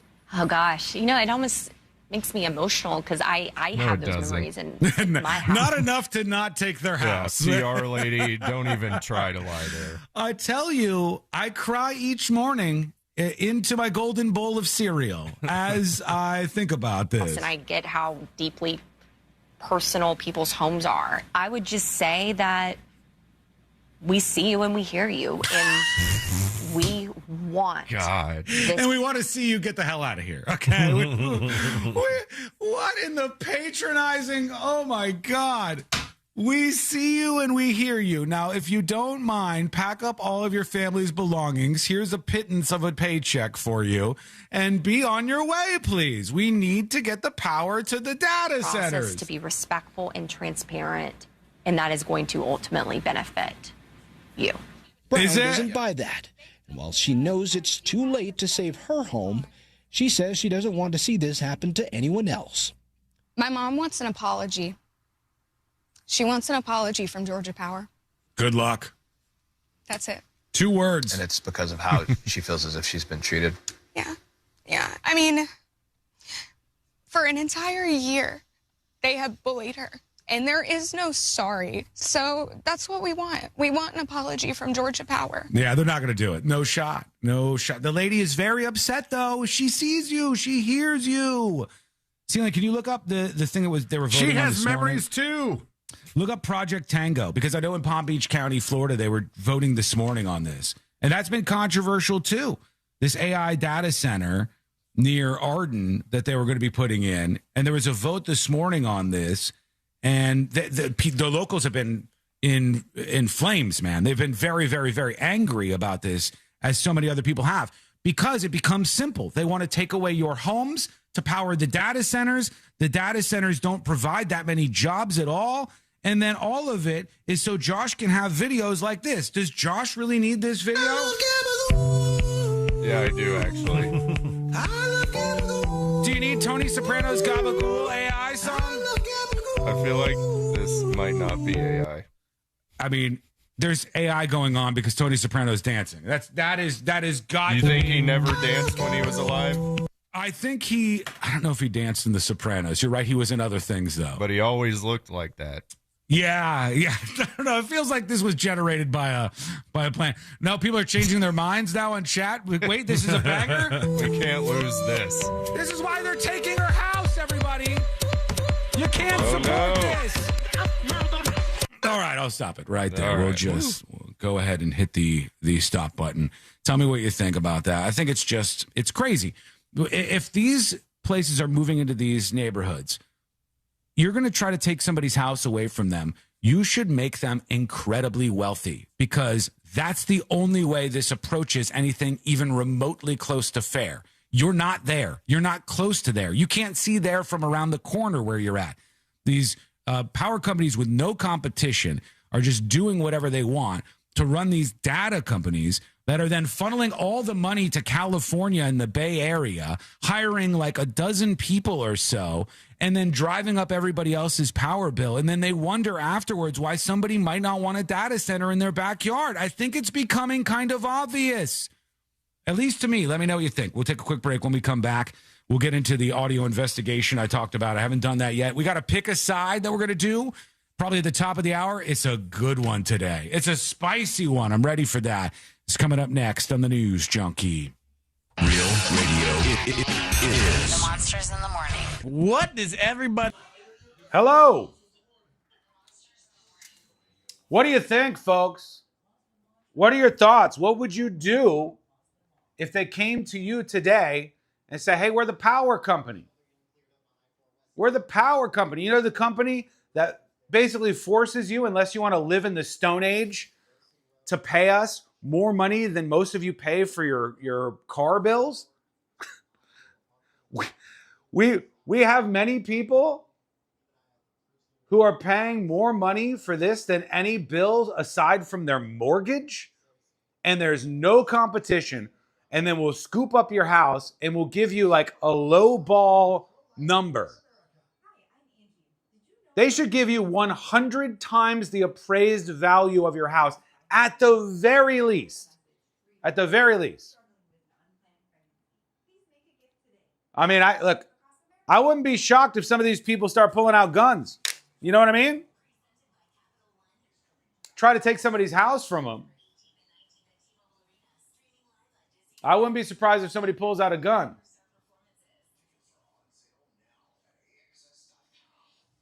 Start posting names and addresses of the politicians that approved the developer, the general contractor, the subcontractor. I mean, I think you would be talking about hyper-local elected officials probably at that point, or county level officials. And many of them probably have, there's something that they get out of it. Hello? Hi. Oh. I tried to turn on the microphone and I did. You like my shirt? Mm-hmm. It's just a purple shirt. Yeah, but you haven't worn it in a while. AI told me that this matches my skin tone. I needed an AI facility to knock down somebody's house. You're a deep autumn. What's that mean? You're a deep autumn. No, I'm a spring. You're not a spring. I'm basically spring and a summer. You're not a spring and a summer. Yeah, I am. You're a winter if I've ever seen one. I'm anything but a winter. You're a winter. No, I'm not. Yeah. Now, when they say winter is coming, they were talking about you. No. That's what they were talking about. No. Do you even know what I'm talking about? No. It was like in the... It's your skin color. It's the colors that go... What did you say? I was an autumn? You're a deep autumn. I don't feel like I'm a deep anything. Well, your skin tone's not deep, but... You don't have to say it like that. You laughing at me? Something's funny? What would you do if they said they were going to take our house for a data center? I would jump kick them and then shoot them in the head. Why would you bother jump kicking them? So they'd be on the ground. Easier shot. You could just shoot them. You don't have to jump kick them. I want them on the ground. So then the bullet will just bounce right back up in their head. I'm pretty sure you can't jump kick to begin with. I can. Didn't you fall down the stairs yesterday? Shut the fuck up. I had to totally modify my workout so I don't have to lay on the ground. Oh, okay. Well, you look great. Okay. Okay. I'm going for a jog. Be safe, please. All right. Bye. See ya. Not a deep bottom, you jerk. A deep autumn. Deep autumn, okay? Looking like Barney at the gym? What the hell, man? Barney at the gym? That is hurtful. Jesus.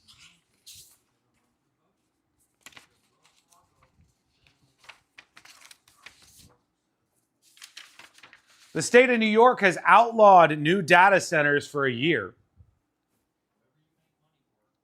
In the state of New York, they've said no to all of this.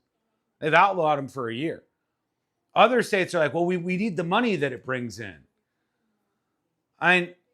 Unless you're cutting deals where the county that the data center exists in is like fully funding their tax revenue based on this, and none of the people in the county have to pay like property taxes or something because the data center is generating enough money, then what I said remains true. The data centers are almost exclusively located in the Bay Area, the parent companies. So all of our money, we get all the stupid data centers here. We get them in Georgia, we get them in Florida, we get them all over here. They put the data centers where they think the dumb people are. The state of California thinks the southeastern United States, especially Florida, they think we're all fucking dumb, okay? They think we're all dumb as rocks. They view us as lesser thans in the state of California. Many of them, not all of them, many of them. They think we're dumb. So they give us all the data centers. They put them in the Carolinas, where the stupid people are, in Georgia, in Mississippi, in Alabama, where the poor people are, in Louisiana, in Florida. They put them in the southeastern United States. We have to deal with them. They go full YIMBY on this, and they go full NIMBY on this, not in my backyard. They make us on the YIMBY side, I guess. They don't want it there, so they put it in the southeast. And then all the money from this goes back to a tiny little city in California where everybody's house costs $1 million. It's insane. By the way, these rants are the exact reasons why I have tried now for about a year to get us on a station in San Francisco, and they were considering it, but every time they would tune into the show, they would hear me talking about like a Bay Area or Silicon Valley issue, and they'd be like, whoa, San Franciscans aren't going to like this. We can't do this. And they were refusing to put the news junkie on this San Francisco station. But I'm just telling the truth. What am I supposed to do? What am I supposed to do? Would you have me lie? All right, here we go. Metamucil keeps you moving. These statements have not been evaluated by the Food and Drug Administration. This product is not intended to diagnose, treat, cure, or prevent any disease. Learn more at metamucil.com. A champion will be crowned. That is a wondrous goal! And every remaining goal. Magical! And save. What a save! Unbelievable stuff! Can be heard for free on the iHeartRadio app thanks to Fox Sports. What a moment in the tournament. All the drama. Spain will play in the FIFA World Cup final. One champion. The referee blows the full-time whistle. Don't miss a moment. Download the free iHeartRadio app. iHeartRadio. For all your plumbing needs, go to modernpi.com. Real Radio has your chance to win $1,000. Just enter this nationwide keyword on our website. Check. CHECK. Check. Enter it now at realradio.fm and answer your phone if you get the call. Good luck. Radio.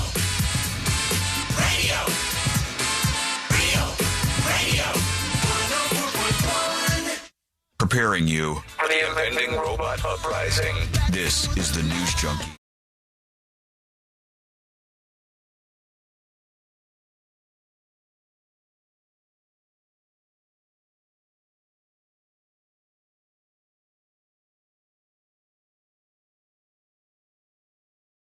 Subscribe to the podcast so you don't miss anything. It's free. It's absolutely free. And it's available for you. The links are up over at thenewsjunkie.com. I saw this story and I was like, were they considering killing that bison that flung the old man up in the air? They were going to kill that bison that flung Old Man River up in the air? I don't even feel like the guy who got flung in the air by the bison would want the bison to be killed. He seems like a nice guy. He was cool about it. He was joking. Yeah, he was having a good time. He seems to be okay with everything. He was worried more about whether his grandson was okay. He's a nice guy. A very, very viral video now. If you haven't seen this, there's these people at Yellowstone. There was a bison that was having a rough day. And the bison goes over and starts chasing this old guy around. He's running around with his gray beard like Scooby-Doo, you know? And then next thing you know, the bison whips him up into the air. And everybody's seen, or at least most people have seen this viral video as of now. But they were talking about killing the thing. Like, oh, it's come into contact with a human, and now we've got to kill this bison. And I guess officials have changed their minds on this or said they're not going to take any action about this particular animal. And I would say you should take that further because this happens from time to time. Idiots go to Yellowstone and then they get too close to the animals and then the animals do something. And then the people are like, how could this happen? It's so unsafe here. And I always think to myself, the bison is going to bison no matter what. That's what they're going to do. The bison will act like a bison because it is a bison. Bisons flip things up in the air. The humans who get too close to the bison are the problem. We are in their territory. But in this case, like, this guy wasn't, would you say this guy was too close to the bison? He wasn't even, like, irritating it or anything. I don't think, this is a tough one, Sealand, because while I don't think he necessarily did anything wrong and he was definitely trying to keep his distance, it's still not the bison's fault. Because it's not a zoo. This is the wild animal out wild animaling him. So instead of saying it was somebody's fault, I guess I would say it just is a risk of being that close to these animals. And if we respond to this the way we do with so many other things, where we're like, well, an alligator killed a kid, we're going to kill the alligator. Or shark, like Jaws, we're going to go out there and kill the animal that did this. But they have said they're not going to do it. Carl McDaniel, 65 of Washington State, was attacked by this agitated bison in the national park around 8:30 p.m. Oh, man, we need to change that daylight saving time if that was still bright outside. I thought it was morning time. Yeah, it looked like it was in the middle of the day, but they're saying it was 8:30 p.m. when that happened. So, yeah, I mean, somebody said it was 800 yards away. He was far enough away, but the animal is going to do what it's going to do. You're not in a zoo. That's the risk. If you want to get close to the wild, sometimes the wild gets close to you. That's just how it goes. All right, here's the audio that a lot of people are talking about online. I want to examine this quickly and move on because, I don't want to hang out in this childish world too long. But we will go in for a second. There is a moment now that is going viral from C-SPAN 2. Josh is an avid watcher of C-SPAN 2. Big fan. can't stop tuning in to the C-SPAN action. I'm a spanner. That's what we call ourselves. You have Chuck Schumer. Is there like who's one talking. nerdo who watches C-SPAN 2 enough that just tips off people when interesting stuff happens? Yes. I always wonder how anything goes viral from C-SPAN 2. But I've been in people's houses before where they were mostly older people and they would have C-SPAN on and they'd always be so mad. Oh God, would they be mad? Why? Because it was their only channel? No, because they would watch this and it would just make them mad. They'd be like, oh, can't believe this. Why don't you watch something else? But they would go for it. Here's Chuck Schumer on C-SPAN 2. I'm going to enhance the audio. That just means I'm going to turn it up. And enhance. You hear what you hear. He was talking about immigration enforcement. This is Chuck Schumer of New York, the minority leader. Let's listen in. And we need a complete investigation that's independent. Now on Iran and the NDAA, when all the Trump administration... Now, I never know what's what with these audio clips. Did that sound like gas to me? It did. It sounded a little bit like somebody farted. It did. It sounded a little bit like that. The thing that makes me think that there's something to this clip is listen again, and Chuck Schumer seems to have a tiny giggle. And we need a complete investigation that's independent. Now on Iran and the NDAA, when all the Trump administration... It does kind of laugh. Yeah, I think he laughed because he knew, I'm pretty sure the microphone just picked up that noise that came out of my body. He kind of shifted his body a little weird right when it happened, too. It's like there was a little tense up, a little bit of a tense up moment, and then just a little smirk. Independent. Now on Iran and the NDAA, when all the Trump administration... He definitely was reacting to it. 100% he was reacting to it for sure. I wonder, because usually you would think in rooms like that, the microphones aren't great. You know, they're not picking up very well. So for them to pick up a fart, it would have to be pretty cranked up. He's got a wireless mic on him, I think, right? It looks like it. It's a little blurry. Like on his lapel, he's got like a wireless mic instead of one of those courtroom ones, like a gooseneck one. Right. It could be something run through his jacket, but sounded farty to me. I don't know what happened, but he certainly sounded like something went down there. There he is, Chuck Schumer. They're hard at work there, possibly soon passing the daylight saving time issue. The other option is that somebody else who's mic'd farted. And he was just reacting to them. And what's unfortunate for Chuck Schumer... You got to point your finger at them then, right? What's unfortunate for Chuck Schumer is that, that person was not on the camera. There's only one person on the camera. I think you have to address it. I think if that happens and it's not you... If you have control of your mic in a room like that and you know you're not on the camera, like right now, if I just switched to Sean's camera... Yeah. And then ripped one in my microphone? Yeah. I would say immediately, whoa, that was not me. I would get out in front of that. I wouldn't let people besmirch my name, my good name, or what's left of it. I wouldn't let them do that to me. Let's see quickly. There was somebody saying that in New York, they just told the AI companies that they could not build any data centers for like a year. Yeah. This is the governor of New York, Herschel, talking about it. Here they go. Powered on AI and done so dramatically for fears of job loss, but also because of costs, noise, and the like. How do you walk that tightrope? I put a challenge out to these AI companies, those that are have created the possibility of literally changing civilization with artificial intelligence. They have to be able to figure out how to consume less power, how to consume less water, how to be disruptive. I challenge them to come up with this solution, or there will be a backlash against them. People are there will be what is happening, not just in their communities, but the whole disruptive effect of AI. Talk to any young person who maybe studied coding and computer science. We're told you'll always have a job if you go into the STEM fields. True. And they're the ones being told, I'm sorry, your job is being replaced by AI. Yeah, the brutal thing about this and what makes it maybe one of the few bipartisan issues of this moment is that it's such a tough battle. Like they said, jobs. All right, the AI that runs in these data centers, many of them, the AI is without a doubt, already putting people out of work and going to put everyone out of work. Right? It's going to literally, at some point, get rid of the idea of work that we all know and some of us don't love so much, right?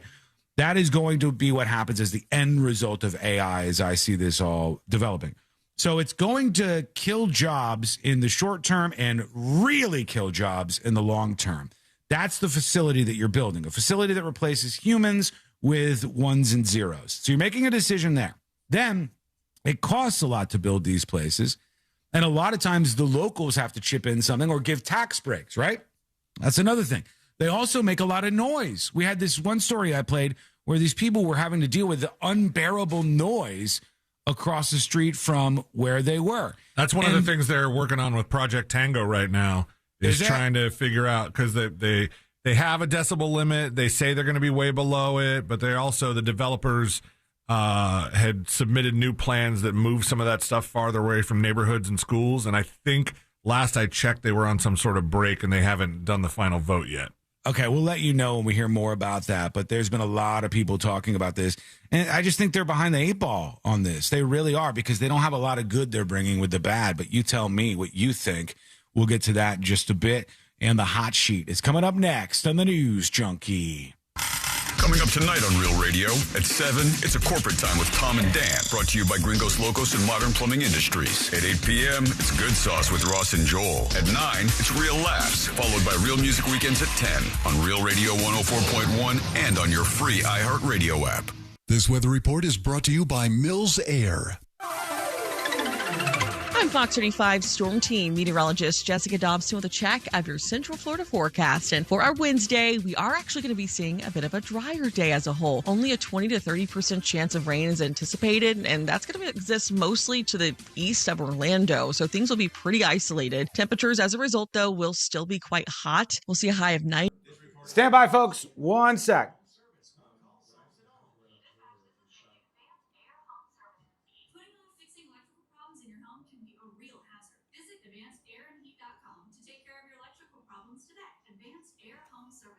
Okay, I got it. I don't see him cursing, so hopefully he doesn't curse. Okay. Yeah. Okay, cool. Who's ready for the World Cup finals? Spain has advanced. Spain has advanced to the World Cup finals. Everybody. And then what do we have? Argentina and England, which I think at least 14 people will die at the Argentina-England game. The Argentina fans were burning British flags. The Argentina fans were hype. They were ready to battle it out with the England fans. That's going to be maybe, I think there was a government agency that said this is the highest risk event in the World Cup. Bootsy says, dude, they hate each other. That's what I hear. I hear that game that's coming up to decide who will play Spain in the World Cup finals between Argentina and England is the one that the feds have said is the biggest potential danger. Who's going to win, though? It's going to be Spain and England. Go Argentina. Leverasa says they have bad blood. It seems that way. We'll be watching the match at 3 at Murphy's. Samesies. The refs are their best players. That soccer shit ain't over yet. No. You only have to deal with it like once in a blue moon, man. You got it next year with the women's soccer, and people won't talk about that quite as much, so you'll be fine.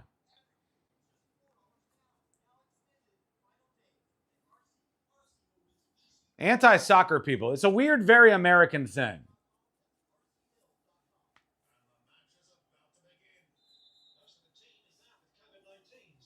The bad blood is a cause of a world war? Well, Argentina and England have been at odds for a while over a tiny little island, not even big enough to be on my wall mural, called the Falkland Islands. Argentina lays claim to it. The Brits lay claim to it. The people on the island are like, ugh, kind of stuck in the middle. And it's like a strategic location for the British Empire. So they have been at odds at that for a while. And I know there's been leaders of Argentina who have taken shots at the Brits over the Falklands. They're very serious about the Falklands in Argentina. I don't think Brits care quite as much about it, but they can't let it go now. They should decide that based on who wins this game. Winner, it's like racing for pink slips. Winner gets the Falkland Islands.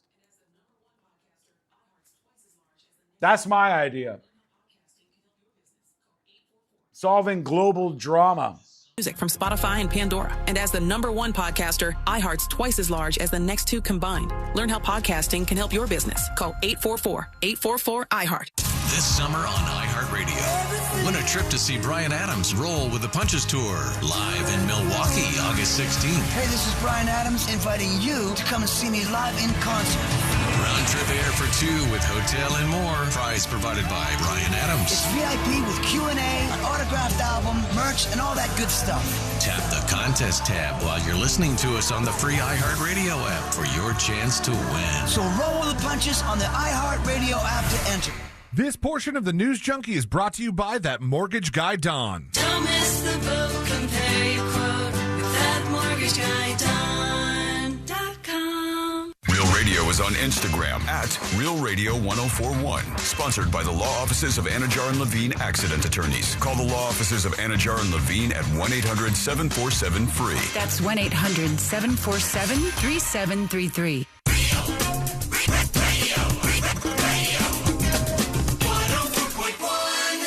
Because you're never too old to learn something stupid.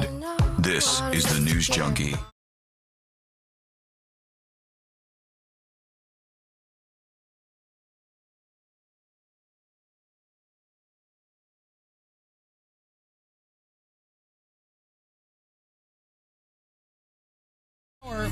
We got a pick a side for you. It's a good one, too. A lot of good drama in this pick a side that's on the way here momentarily. And if you want to learn more in the meantime, go to thenewsjunkie.com. There's still people, enough of the soccer stuff, enough of the World Cup stuff. Just let yourself have a little fun, okay? Just enjoy yourself. It's going to be really dramatic in the next round here when England plays Argentina. They hate each other. Argentina was burning British flags. There's all kinds of drama going on. They hate each other over the Falkland Islands. You can look at that Wikipedia page later when you're going to the bathroom. And they have a long rivalry. And I guess that the feds have said this is the soccer match at the World Cup they're most worried about. Like they think there could be a little bit of blood at this soccer match. So just enjoy yourself. All right. Enjoy the World Cup. And the soccer will go away. And you even have football coming up, right, Josh? Isn't football coming up in August? Yeah. Is it August, September, October? Somewhere around there. It's in the next couple of months. You'll be back to the world of American football before you know it, okay? Right now, let's get into it. Let's do the hot sheet. Hot sheet. It's news, but not like real important news. Best investigative reporting on the planet. The top stories from the people on your screens and speakers are on the hot sheet with C-Lane. That's right. The top 5 stories in the nonsense news brought to you by that mortgage guy, Don. And have I got a career opportunity for you guys? Josh, you've hosted like trivia night and stuff before, yeah, right? I've done that. Done that at a couple bars. Yeah. Fancy yourself? Did you write the questions and stuff? No, they were provided for me. Oh, you're out. Sorry. Damn it, I'm too stupid. How about Sean? Do you think you would be good at writing kind of a question and answer, or perhaps an answer and question style game? I have to tell you, C-Lane, I went to a place last night that had trivia, and the people were complaining about every single question. So I wouldn't want to get involved in this. There's more drama than I thought there would be. Well, if you think you're up to the task, for the very first time ever, this show right here is hiring writers. Jeopardy? That is correct. Really? What is Jeopardy? For the good call. See, you're already there. For the first time in the history of the popular game show, Jeopardy opened its hiring process to the public at large, inviting anyone willing and able to be its next writer to apply, as long as they pass a rigorous recruitment process befitting a TV show of its caliber.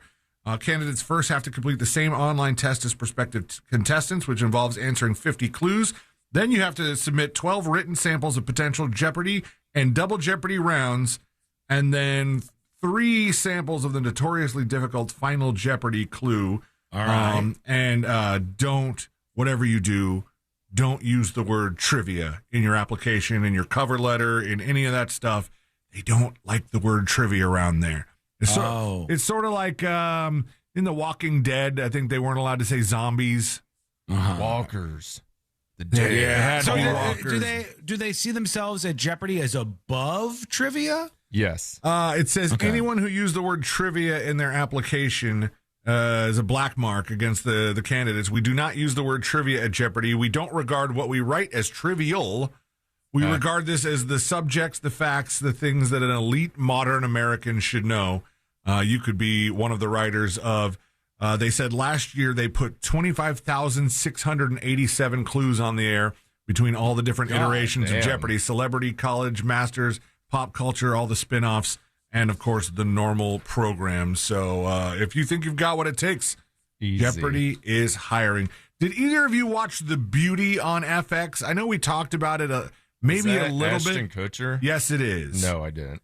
It was very... Walk me through the plot of that one again, because I think I did watch it. Yeah, so you know how, like, everybody in our society, when you talk about, that person using the shot, they're getting the shot. Yeah. They're talking about, like, GLP-1s. Fat jab. This one is more like it's like a beauty shot that makes you hot. The weird part about Ashton Kutcher being in this was because it had a really tight similarity to the Demi Moore movie, The Substance. Right, it did actually. I know what you're talking about now. And but this was a scripted series where you got this shot to make you beautiful, but then there was some side effects that made you just a killer that was unstoppable. And it was this big virus and all this stuff going on.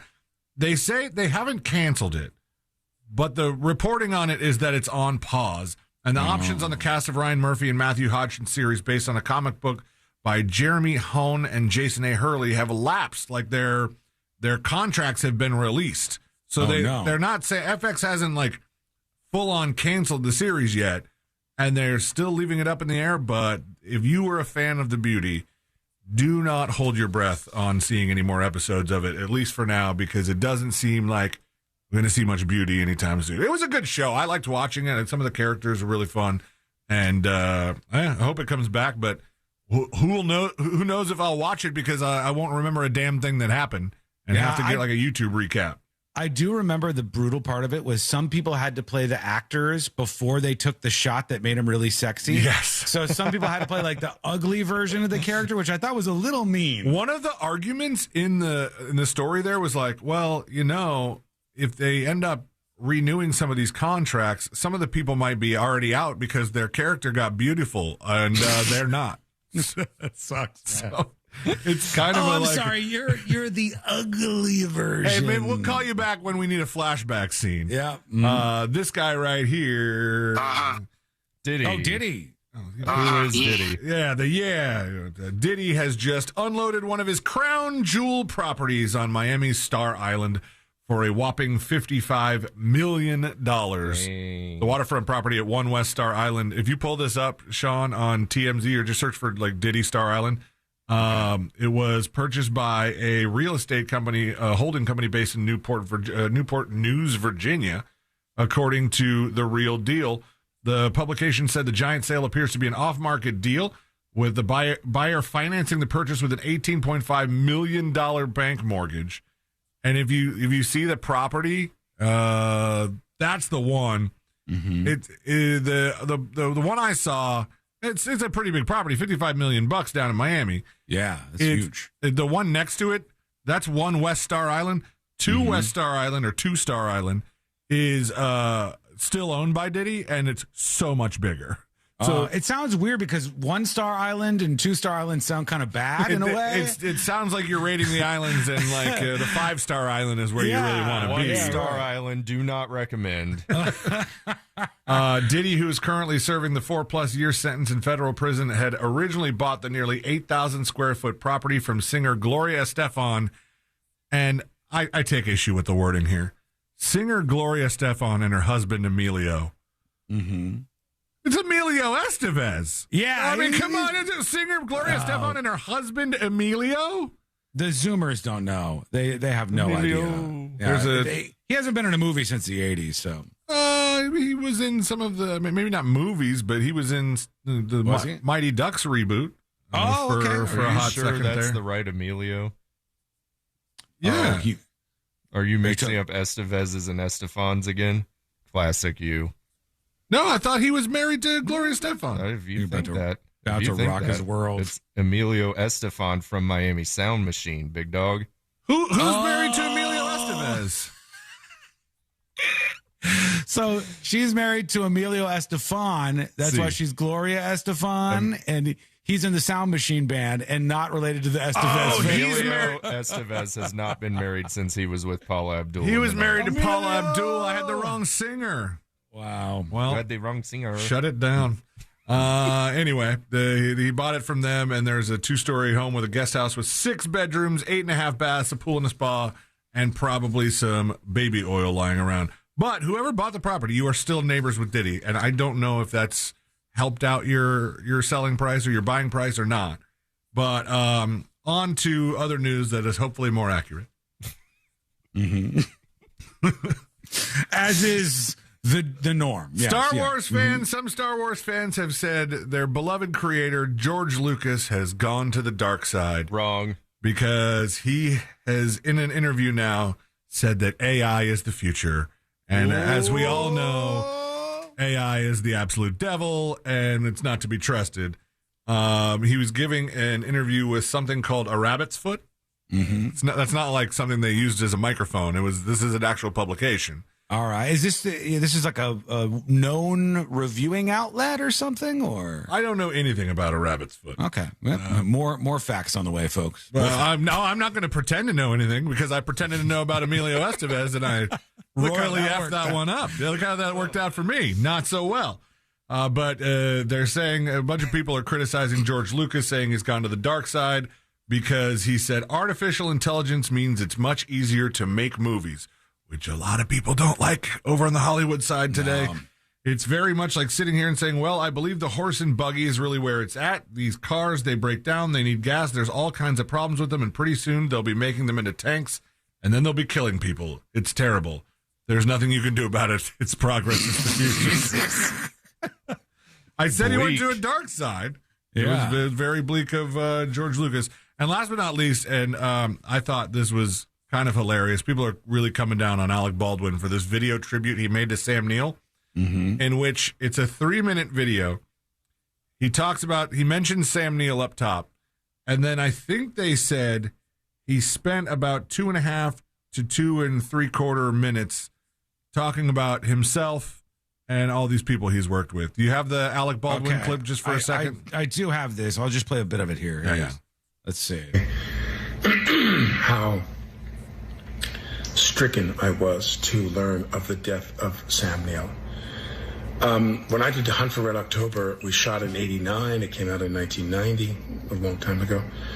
And that was probably my first big movie in terms of having a decent-sized role, because I'd done Working Girl and Beetlejuice and things like that. Look, he said, I was stricken to learn of the death of Sam Neill. And then it says Let the me video tell you about myself. almost immediately makes a sharp left turn. Rather than reminiscing about Neil's warmth, talent, or the time they spent working together, Baldwin embarks on what is essentially an extended director's commentary for The Hunt for Red October. He praises director John McTiernan, a fond recollection of meeting author Tom Clancy, a roll call of co-stars including Sean Connery, Tim Curry, James Earl Jones, etc., a story about Ronald Gutman smoking while doing a Russian accent. Even an impression of James Earl Jones makes an appearance. for about 2.5 minutes I'm curious. until he finishes with, anyway, oh my God, Sam Neill, my love to his family. And then he ends the video. Wow. All right. So he's being blasted online for a very narcissistic eulogy of Sam Neill that barely mentions Sam Neill. Hey, if you have a mortgage rate or if you have a quote right now because you're trying to get into that dream home and you haven't shopped it around, you're doing yourself a disservice, friends. That mortgage guy, Don, wants to help you save that money. If you haven't shopped around, there's plenty of people who've told me I shopped around. I even did my due diligence and tried shopping around, and that mortgage guy, Don, got me a better quote. So if you have a quote, go to the Compare Quote tab on his website, thatmortgageguyDon.com. Don't miss the boat. Compare your quote with thatmortgageguyDon.com. Stay put, folks. When we come back, I'll pick a side, and this is a dramatic one. Sparks flying. I want to see what you think about this because that is coming up next on the News Junkie. Your chance to win $1,000 in your hand is minutes away on Real Radio 104.1. Brought to you by Mills Air. That crash on I-4 westbound at World Drive's cleared up. We got a new accident on the Greenway northbound near La Vista Boulevard. Traffic lights are acting funny where Dr. Phil. Hello. Welcome in.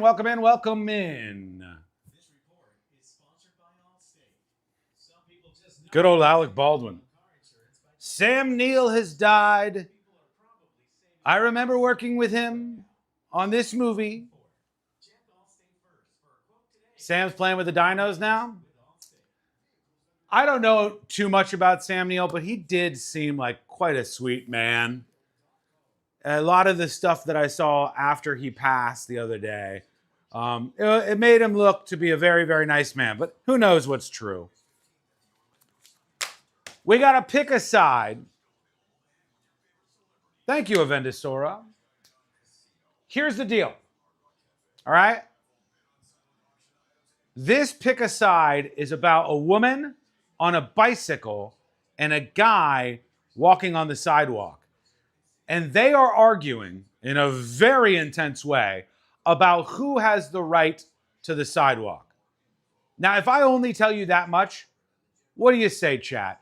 If you say a woman on a bicycle is saying this guy is taking up too much room walking on the sidewalk, he's got his dogs and stuff, and she can't get her bicycle around him on the sidewalk, and they start fighting about this, just right there with that alone, who's in the right? Just with that tidbit of information. What does that tell you? Bingo. Bingo times 2. Bikes are not supposed to be on the sidewalk. There is a lot of really dopey people who don't know this, who don't understand this, or don't care about this. And other than doing some sort of presidential announcement, like if Trump, with his surprise announcement on Thursday, says, no bikes on the sidewalks. Other than doing that, I don't know how we're going to fix this problem. Why isn't she in the bike lane? You're going to find out. It's a good pick a side. Maybe she changes your mind. We'll see. Couple of minutes and we're back live with that. And then I got a hilarious story that you guys are going to love that I've just found, which is so great. I don't know if you guys have ever thought about the process of when you get a car, getting a license plate. You never know what you're going to get. This story is the best version of that ever. Don't miss it, please. Alien says if there are bike lanes, then no. Well, let's say there's no bike lanes. There's just the road and there's just the sidewalk. Does that allow bikes on the sidewalk? Yes or no? I don't think it does. No, I don't think it does. I think if you're on a bicycle and there's no bike lane, you're supposed to go with traffic or against traffic. I never remember. But you're supposed to go in the road, on the side of the road, and the vehicles are supposed to kind of yield to you.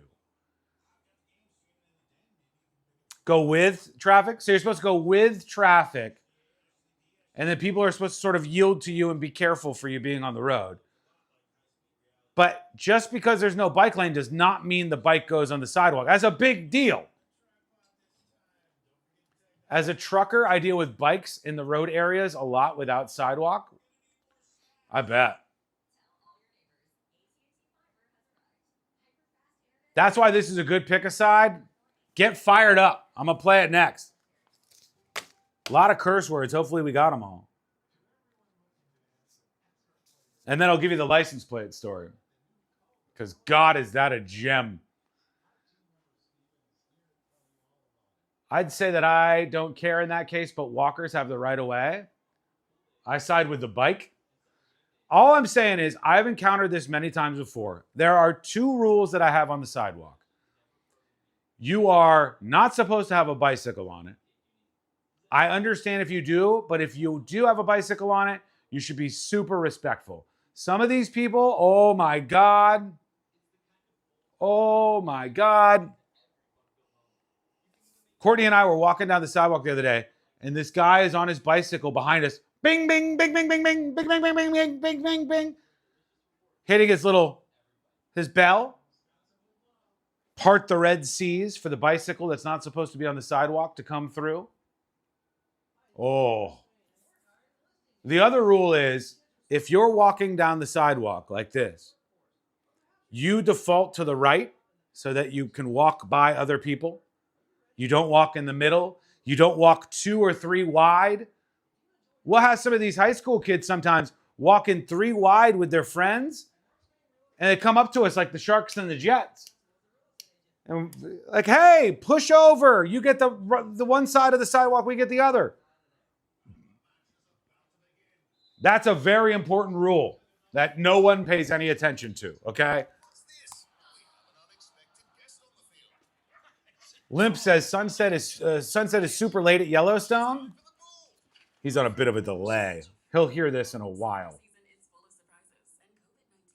All right, here we go. Our pick a side is coming up next. A person on a bicycle versus a person on a sidewalk. It gets heated. Heated. Let's see what you think. Here we go. Prescription medications may help. Ask your doctor if they're right for you. Learn more at PfizerForAll.com. Sponsored by Pfizer. Do you have AC needs? Turn to the experts at Carrier. Go to millsair.com. iHeartRadio FIFA World Cup Update. England faces defending champion Argentina today for a spot in the World Cup final. England coach Thomas Tuchel expecting a tough match. We prepare for the best version of Argentina. We expect and hope and demand the best of ourselves. Kickoff in Atlanta at 3 Eastern. The winner will meet Spain in Sunday's final. Download the iHeartRadio app for live Fox coverage of every game. Live from the JustCallMo.com studios. Got a question after an accident? Just call Mo. Visit JustCallMo.com or dial 1-800-CALL-MO. This is WTKS-FM HD1 Cocoa Beach, Orlando. An iHeart radio station. Guaranteed human.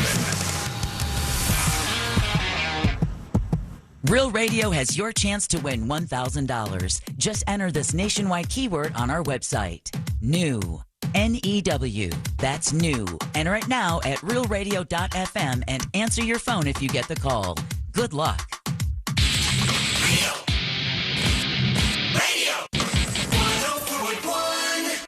The show that takes you from Skywall summer to Jack Rocket fall.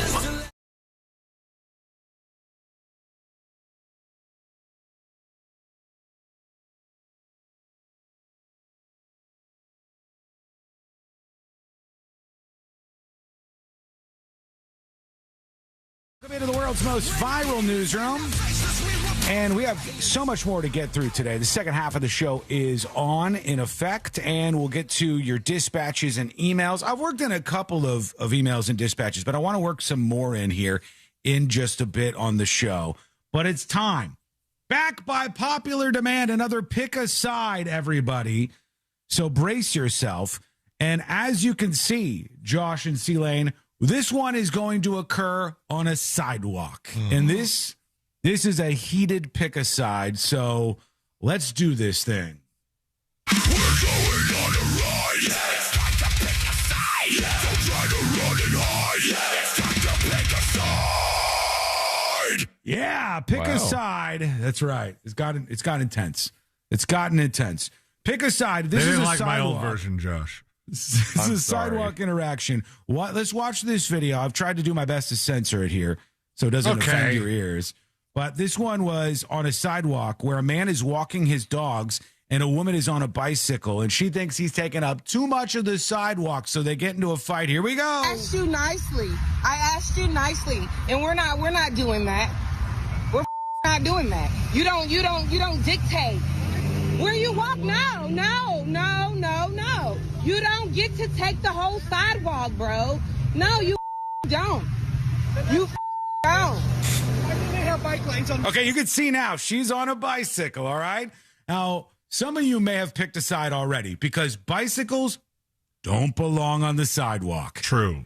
You're supposed to be out on the road with the cars. She is on a bike. She's hounding this guy, no pun intended, because he's walking his dogs on the sidewalk. She thought he was taking up too much room on the sidewalk, and she couldn't get past him. So that's why she's so pissed off about this. But who's in the wrong? You got to pick a side. Who's in the right? Who's in the wrong here? Do you pick the bike lady, or do you pick the guy who's out walking his dogs on the sidewalk? Let's go back in. Well, it doesn't matter if they have bike lanes or not. You're trying to be entitled, and then you stick. I did it again. I'm going to try and see. I used the AI censorship. I thought it'd be fine on this one. It got a lot of curse words. Is not taking jobs apparently. The dark side.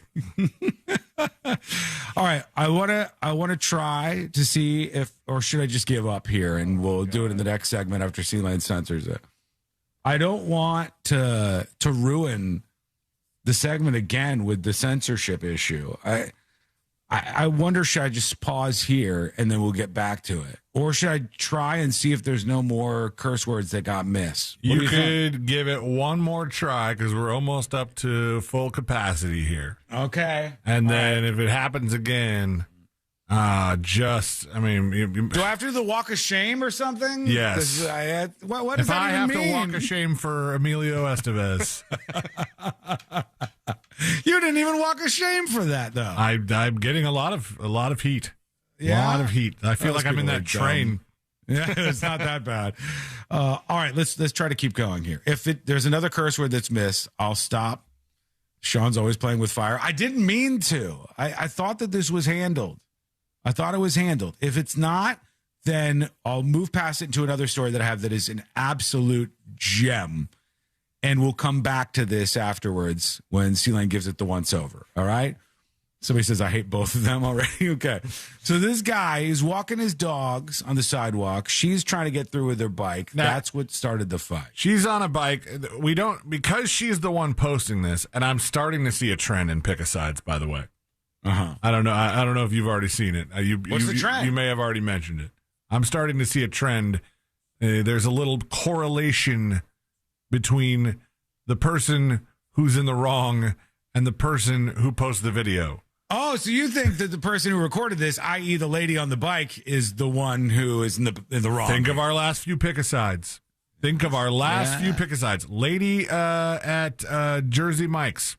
Yep, she was filming. She was terrible. Yeah. Lady who wanted to, or guy that wanted to use the bathroom in the damn gas station that didn't pay for anything. Yeah. Being annoying. Terrible. True. Lady That's true. Lady who was shaming the Amazon driver for peeing in her porta potty. Terrible. That's true. Maybe this is different though. This could break the cycle here. Literally, she's on a bicycle, but here she goes. God, I don't even want to risk it. I'm going to do it anyways. If there's another errant curse word, I'll stop. I'll move to the next story that I know doesn't have curse words, and it's a good one anyways. And then I'll apologize profusely. But I'd rather not do that.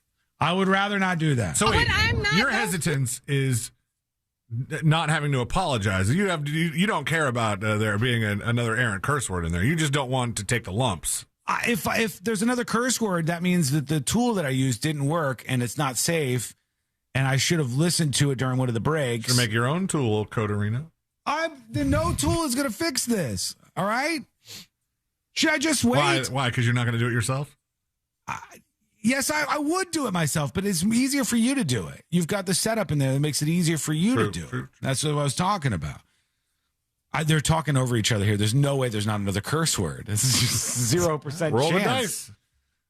It's going to be an F word on the way here. People, you don't have to scream. Why are you screing? Because why are you being so nasty? Yeah, I'm a stinking bitch recording you because you're being nasty. Wait, hold on, lady. Don't give in to his insult.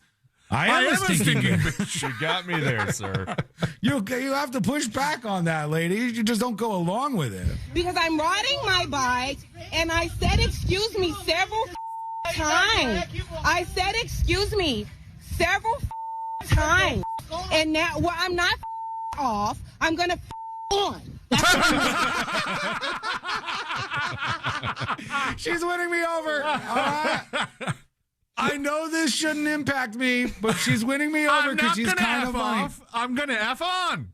To be clear, so far, I think that she's in the wrong because the bike should not be on the sidewalk. It should not be on the sidewalk.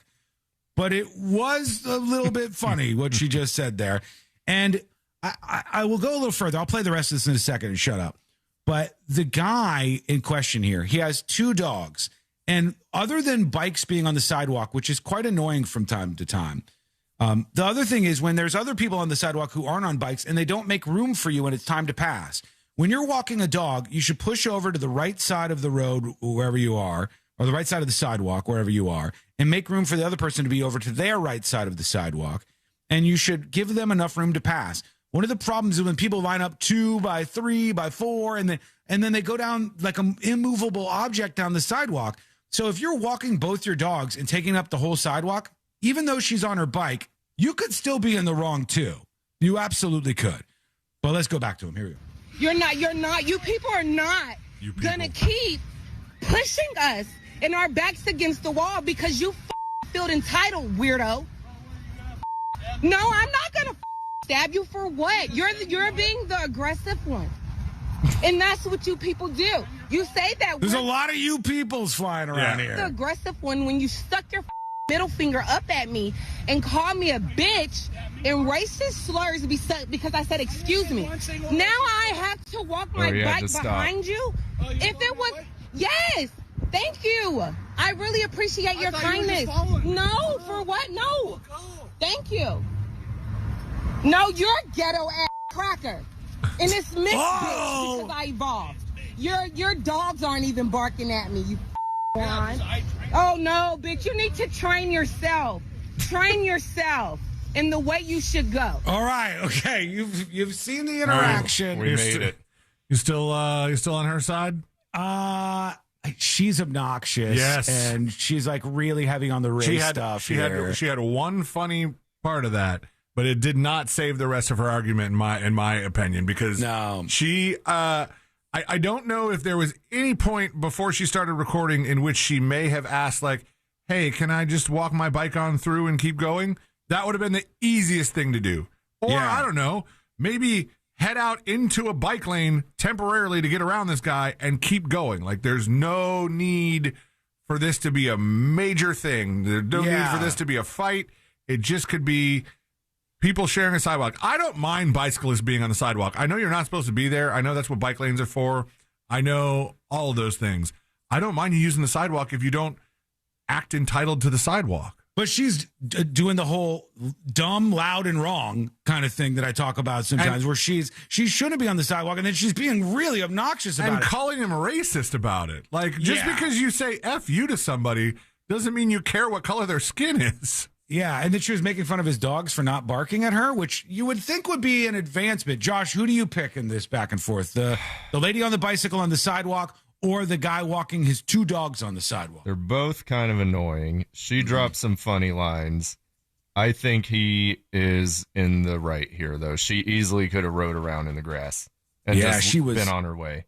She could have ended this before it started, but maybe she just wanted a video to begin with. What do you think? Pick a side. The guy walking his dogs on the sidewalk, the woman on the bike on the sidewalk. They hate each other, but one of them's got to be right and one of them's got to be wrong. Let us know what you think. That one is going to get people fired up because sidewalk battles over bicycles always do it.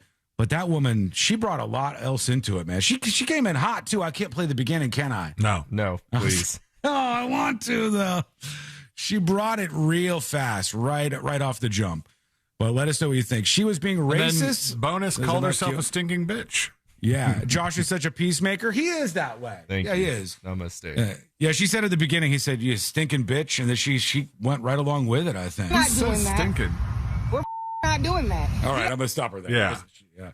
She people lost me when she used the word cracker. She obviously doesn't know what the word cracker means. She probably created a bunch of racists by posting this, somebody says. Typical victim. Yeah, I agree with ex-swimmer on TNJ chat on this. I think she was looking for trouble. I think that this woman was looking for trouble and she found it, which is, often the case when you get into situations like this. It would have been really easy for her to just blaze around this guy. Now, I also think, I'm going to pick his side, but you got to be aware, especially if you have two large dogs, if you're on the sidewalk, other people exist too. So make sure that they can get around you. But we want to see what you have to say about all this. Give us your dispatch response over on thenewsjunkie.com right now. There you go. All right, we're going to take a quick break. When we come back, we're going to get into what is undoubtedly my favorite story of the day. I cannot wait until you guys see this story. Oh, boy. This is fantastic, and I can't wait to play this clip for you because it's coming up next on the News Junkie. Computers calculate, humans connect. Unless court ordered not to. What do we think, folks? Whose side do you pick?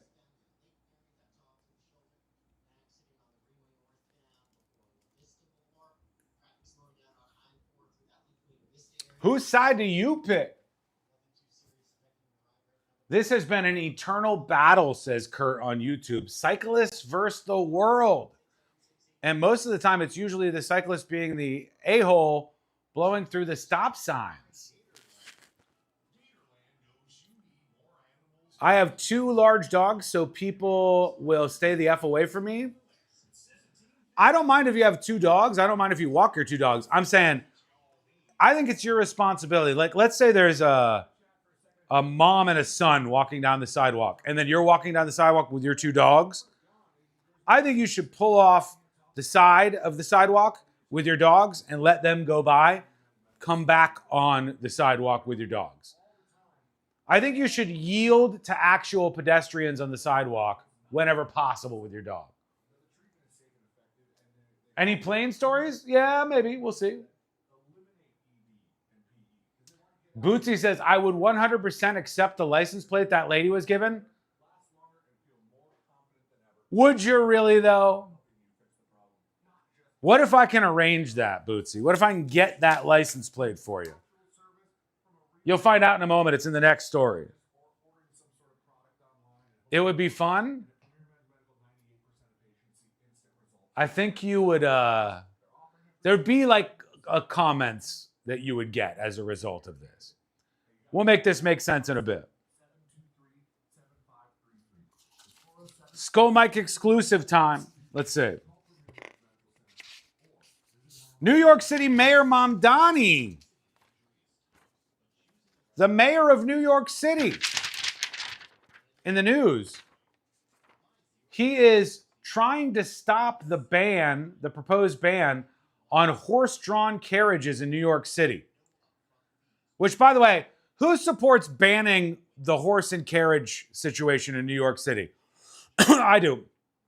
I'm not big on banning things, but I think using animals, using the labor of animals in intensive heat situations like this, fundamentally wrong. Shouldn't be doing it in New Orleans. Shouldn't be doing it in New York City so that you can get a fun touristy photo. The horses have died. I don't like it. I'm 100% against it. I think that they should ban this. It's not the 1800s anymore. I think they should shut it down. But the mayor of New York doesn't want it to happen necessarily. He says the city council proposal to phase out the business of horse-drawn carriages doesn't protect workers. That's his problem with it. I've said in the course of my campaign and while in office that we need to bring the industry to an end. Although I support the spirit of a bill, I'm critical of its insufficiencies and worker protections, and I look forward to addressing these concerns with the council on an issue that's so important to New Yorkers. How many jobs is this possibly impacting in New York City? To shut down the raging horse carriage tourism industry. We talking about 20 jobs? We talking about a handful of jobs? How many jobs are we saving by delaying this even for a moment? St. Augustine, Florida is trying to ban horse carriages too. Good. I agree with Meat. Make them pedicabs. Yes. Yeah. Pedicabs are fine. Most people don't have a problem with pedicabs in these sorts of cities. Dress the pedicab up fun. Play music in the pedicab. Do whatever you got to do. But for a photo opportunity to have horses out in 90 plus degree heat, horses that were not designed to even function on the asphalt that you have them walking on. Nah, I'm not for that. 2 minutes behind, can't pick a side, both classless garbage. There are approximately 150 to 200 licensed horse-drawn carriage drivers operating 68 licensed carriages in New York City. 150 to 200 people, 150 to 200 jobs in New York City. I mean, miss me with that. There's barely any other industries you can mention that have less workers. 150 to 250 people, or 200 people max, can find another job in another industry. This is not getting rid of truck drivers. This is not getting rid of police officers. This is getting rid of a niche industry that probably shouldn't have existed for the past 50 years. Find another gig. It's New York City. All right, here we go.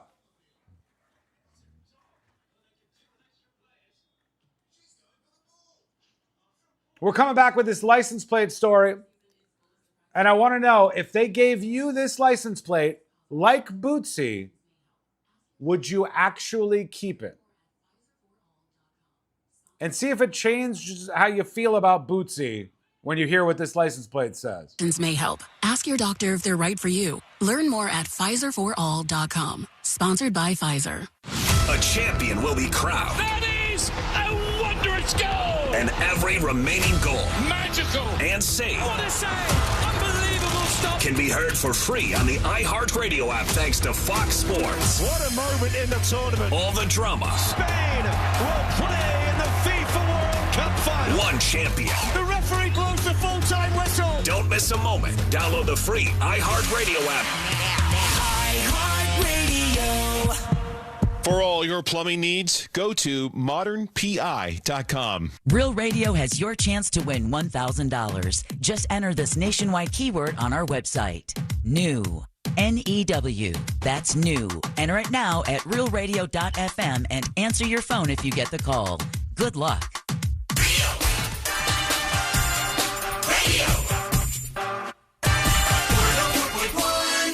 The show that takes you from Skywall summer to Jack Rocket fall.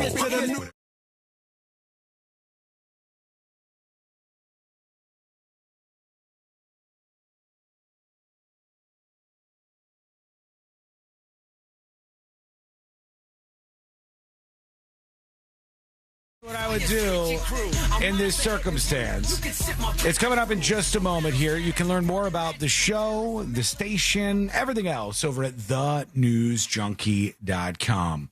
You guys, I don't know if you've seen this story out of Miami about the lady with the license plate, but if you haven't, you're in for a treat. Have you seen this yet, C-Lane, or no? Have you seen the story? I saw you bring it up earlier, and I couldn't really tell what was on the license plate. Oh, good. So good. maybe it's for the better. What about you, Josh? Did you see this story about this lady yet? No idea what you're talking about. All right. This is in Miami, and this woman in South Florida, she got a license plate for her car, and people worry about this. In fact, there was another story that we did, which was, oh God, I I think maybe 4 or 5 years ago, and they were starting to give out a round of license plates in Florida that said gay on them. The last 3 letters of all these license plates that were shared were gay. And somebody got it and they were offended by it. And they were like, I don't want this gay license plate. What is this? Gay. And the guy was gay. That was the funniest thing about it. The guy who was complaining was gay and felt targeted because his license plate that they gave him said gay. How did they know? And he wanted to return it. This one's different. Now, I want to ask you, before I play this, you start to think in your head, would you or would you not keep whatever license plate they gave to you? Now, here's what this lady had in this story from CBS News Miami. Pompano Beach to break down what happened and what to do if this happens to you. Joan. Well, we've all been there. Every year when you're renewing your tag, you send away for it. Sometimes every 10 years, the state will send you a brand new plate. Well, that's... Wait, what? No. As far as I know in my grown adult life, this is not how it works. When you get a vehicle, if you need a plate, you can get issued a plate in whatever state you're in. They don't just send you a new plate for no reason or every 10 years. After a handful of years, I think they do. I have never had that happen to me. Have you guys ever had this happen? I've never had a car for more than 10 years. I've never had them change my license plate. I've only had them issue a license plate if I bought a car from somebody else and it didn't come with a plate. Or if I bought a brand new car, then they would give me a plate. You've probably purchased a car within the 10 years and not had to do this, but it says in Florida you can keep the same license plate number for up to 10 years. By state law, plates must be replaced every decade to ensure they remain fully reflective, visible to law enforcement. Yeah. Really? Yeah. I have never had this happen. I've definitely had cars over 10 years old. You're required to change it every 10 years? I think they just send it to you. I'm learning something today. And I'm learning something that might be on the way before too long. My Genesis is 2018. Oh, no. I might get a license plate like this. Find out. All right, here's what this lady got. Here you go. What happened to this woman here? But when she got it, she was a little bit more than perplexed because it is provocative. And I didn't know I was getting a plate. When Nancy Delastrita went to collect her mail, she got quite the surprise, a new license plate with her vehicle registration renewal. She pulls out her license plate, folks. It says "squeeze ass." That's the license plate. SQZA55. I would leave it on. I would put it on. I would wear it proudly. And if you have a problem with it, you talk to the Department of Motor Vehicles. They issued me this license plate. It says "squeeze SQZ A55." Here's the crazy part. I bet you couldn't, if you tried to get that as a vanity plate. I think A55 is one of the things that they kind of look for, that they've filtered out of the request things, you know. Because I've seen every year, here's the list of license plates that were rejected in Florida this year. And something with ass on it would get rejected every time, right? Yes. But this goes through because it's not custom, you think? I think whatever sort of fail-safes they have that would block you from doing a custom license plate, they don't have for regular, I hate to say this, regular-ass license plates. Ass-free license plates, as it were, yeah. Yeah, so, I mean, you would have thought A55 would have been skipped, but... It's so awesome that she's an older lady. It makes it so much better. And she pulls out her license plate, and she goes, this is squeeze ass on it. I can't have a squeeze ass license plate. I looked at it, and I said... I don't think so. The plate reads SQZ A55, but from a distance, those 55s can be read as S's. Well, you get the picture. Oh, Squeeze blank. I don't think a woman that lives in a senior community that's going to be 77 years old next month will be driving around with what this plate has to say. Why not, ma'am? What this place has to say. That's ageist. What you're even saying is you're implying that a woman in her 70s in an assisted living facility can't still have it going on enough to be a squeeze ass. I think you're a squeeze ass, ma'am. All right? I think all women in the best of ways This is not sounding good. In the best of ways, you're all squeeze asses or have the potential to be squeeze asses. So she's thinking like, I'm too old for this. I don't think she's too old for it. Dr. Grindpepper says, can she sell the plate to me? Are you entitled to do that? I don't think so. Can you do that? In the list of rejected license plates for 2025, most of the submitted license plates are too vulgar to be published. Oh, God. Bad AZ55. That's just too many of them. Let's see. We have... I'm just doing the ones with ass in them. I think this is supposed to be haul ass, but it looks more like hail ass, but it was HA1LAZZ. Hail ass. Hail ass. M Dumb AS5. All right. The name is Dumas. I gotta find the full thing. It's funny that they get those ones, but squeeze ass goes right through. That's I'm telling you that it went through because it wasn't requested specifically. It was a randomly generated letters and numbers that it is just, I mean, it came right after Squeeze A54 and right before Squeeze A56. Am I crazy? Aren't they doing these in prison or is that old school? Yes. They don't do it anymore? No. So they're making them in prison? Somebody must have been like, squeeze ass. All right. And made this in prison.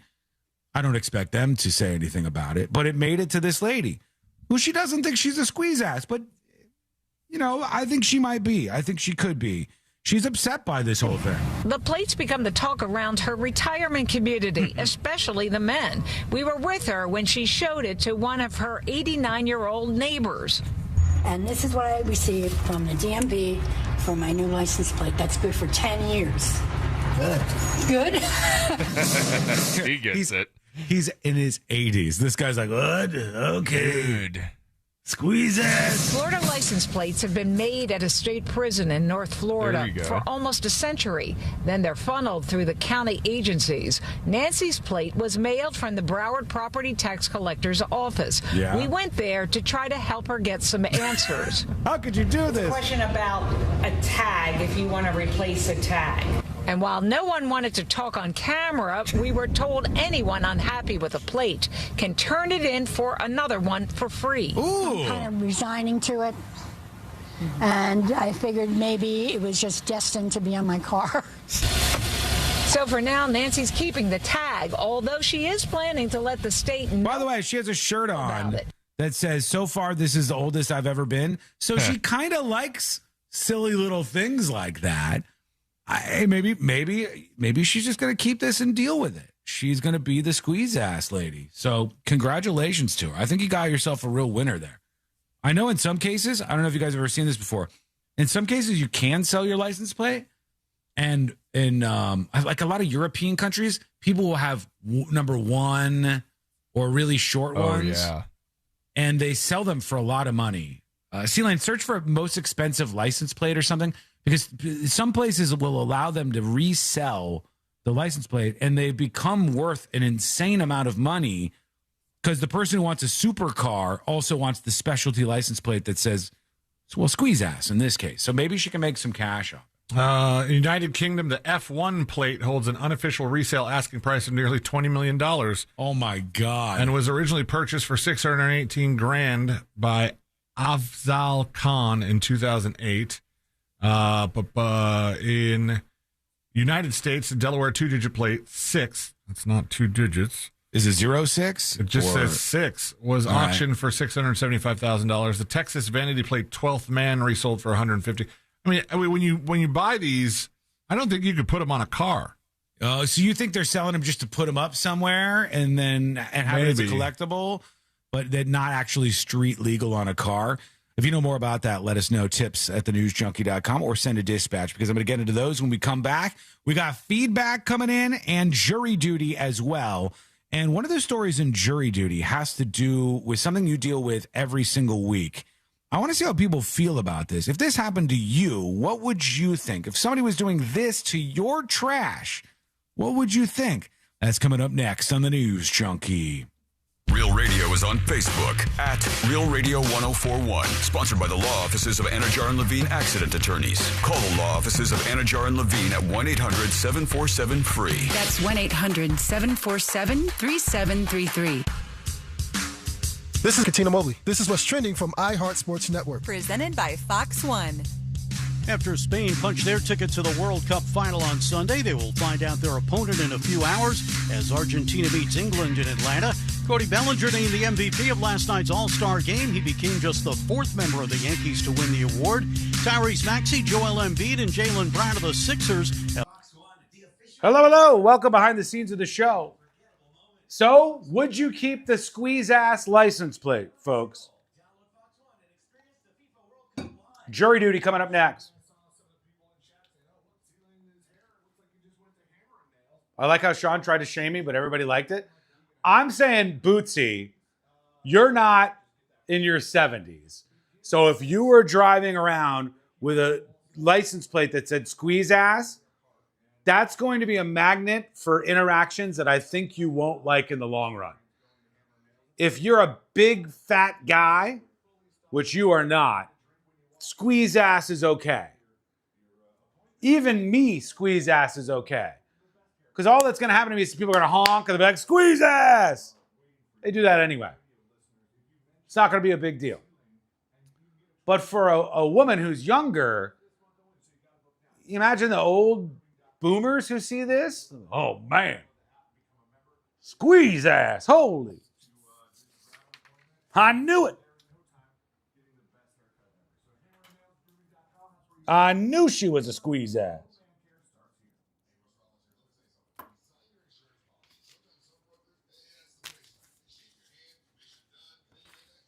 Does squeeze ass imply you have a good ass or a bad ass, just for the record?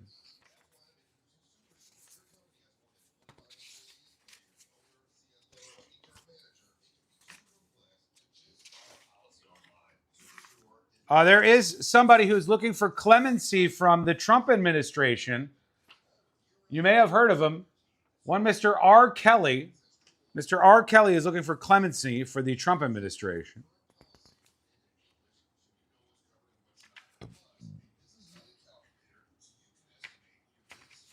Also, how are they going to pull this off?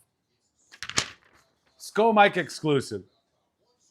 Netflix is turning to one of the world's most recognizable board games for a $2 million prize television show. According to a new announcement from Netflix and Hasbro, casting has begun for Monopoly, a life-size adaptation of the classic real estate game that will feature 12 players competing for $2 million.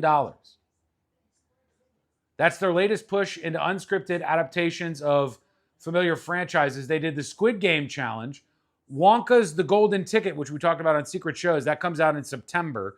And now Monopoly. Netflix is doing a Monopoly game for $2 million. It will unfold as a large-scale social experiment blending strategy, alliances, and cutthroat gameplay. Bankrupt players will be eliminated one by one until a single competitor remains to take it all. From my experience, this should take about 7 years. From my experience. R. Kelly should be forced to drink his own pee 3 times a day? I mean, I guess so, yeah. It's good for the goose, right? I hope they fight over who gets to be the car. Okay. Let's sort something out real quick because I don't usually get judgmental with you folks. But I will judge based on this. Get by your keyboards, please. I'm going to need input from everybody. What Monopoly piece is your go-to? What is your Monopoly go-to piece? It shouldn't be the car, by the way. Everybody with a brain knows that the top hat is the most significant piece in Monopoly. If you don't play with the top hat, why are you even playing? The race car or the boot? If you pick the shoe, you automatically get kicked out of my home? The dog? The iron? Abraham, the iron is literally the worst. There was a study done about murderers. 90% of serial killers pick the iron. Always the car? I like the iron too. I like tiny handles. What is going on? We may need to just shut this whole thing down. I don't know how to continue here. The iron? The top hat, okay? The top hat. The battleship? I'm done. That's it. Sko Mike's over forever. Protect your future and finances with LifeLock. Join now. Save up to 30% off your first year with promo code Beck at LifeLock.com. 1-800-LifeLock. Promo code Beck. LifeLock.com. Terms to apply. A thriller in the extreme. iHeartRadio and Fox Sports are bringing you every remaining match of FIFA World Cup 2026. All the way up to the final, July 19th. The games are live and for free. Just download the iHeartRadio app now. For victims of drunk and drug driving, our grief is unique. But you are not alone. You always have a place at MAD. Call our 24-hour victim helpline at 877-MAD-HELP or visit mad.org. This earful of real radio is brought to you by JustCallMo.com. Injured on the go? JustCallMo.com. Radio. 104.1.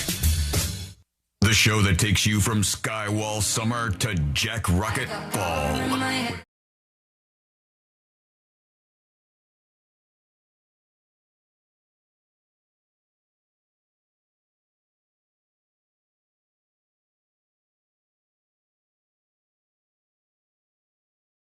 I don't know what to do with you folks anymore. I don't know what to do with any of this. I thought I was just doing a throwaway story on Sko Mike. In fact, I was doing, as I do every once in a while, I'll do little bonus stories for the Sko Mike folks during breaks. And I thought, this is definitely a throwaway story. Who really cares about this?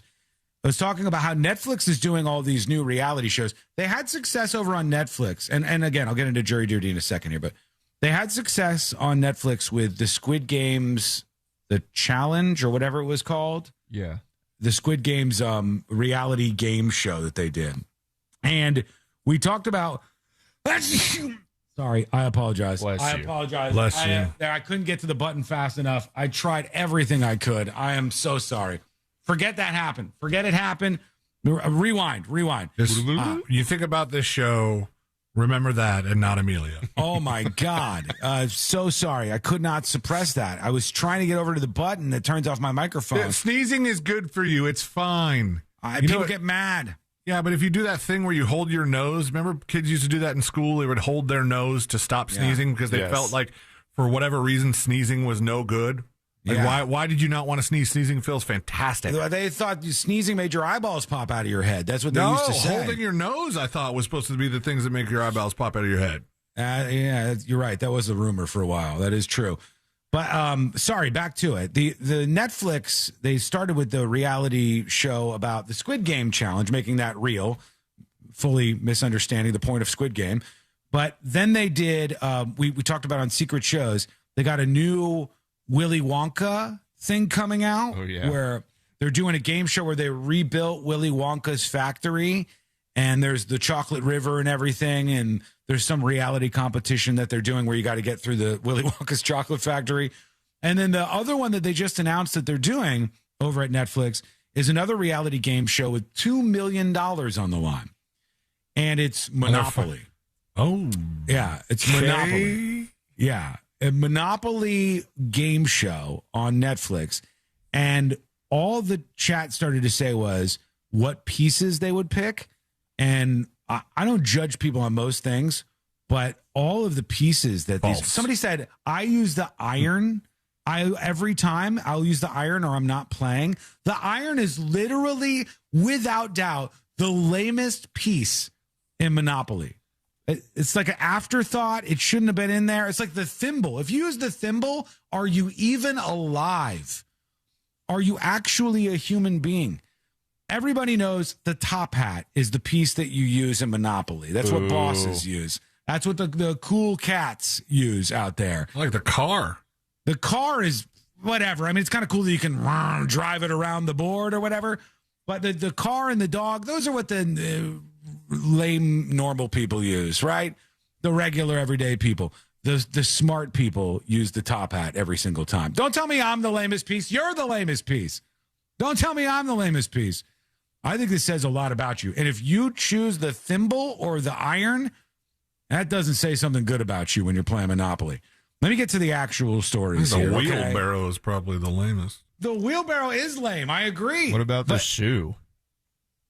The shoe is okay. It's okay. What? Yeah, it's not great, Josh. They call is it that the what you boot. use? The boot? Are you the boot? No, I'd use the battleship or the horseback guy. The battleship is also a boss move to use the battleship. Pretty because banging. technically, if all of them went to war, the battleship would be the piece that won by a wide margin. In no circumstances at all. Except that when I beat you in Monopoly and you're the battleship, I get to say I sunk your battleship, and then points for me. That's not how it works. Good luck. Good luck trying to do that. I on the quest bankrupted for your $2 million. battleship. They're so bad. The iron is not better than the shoe, you weirdos. What? Wait. Or the hippo? There's no hippo. There's no hippo. Dog, isn't there? There's a dog, a thimble, an iron. That's the worst. A wheelbarrow, a car, a top hat, and a battleship. And I might be missing one. But cannon? There's a cannon? I've never even seen that one. Yeah, I'm looking at a cannon here. I get judgy on this. I think it says a lot about your personality, which piece that you actually pick. The standard ones were just the 8 ones, like top hat, race car, battleship, boot, Scotty dog is what they called it, thimble, wheelbarrow, and cat. All right. There was a cat, too?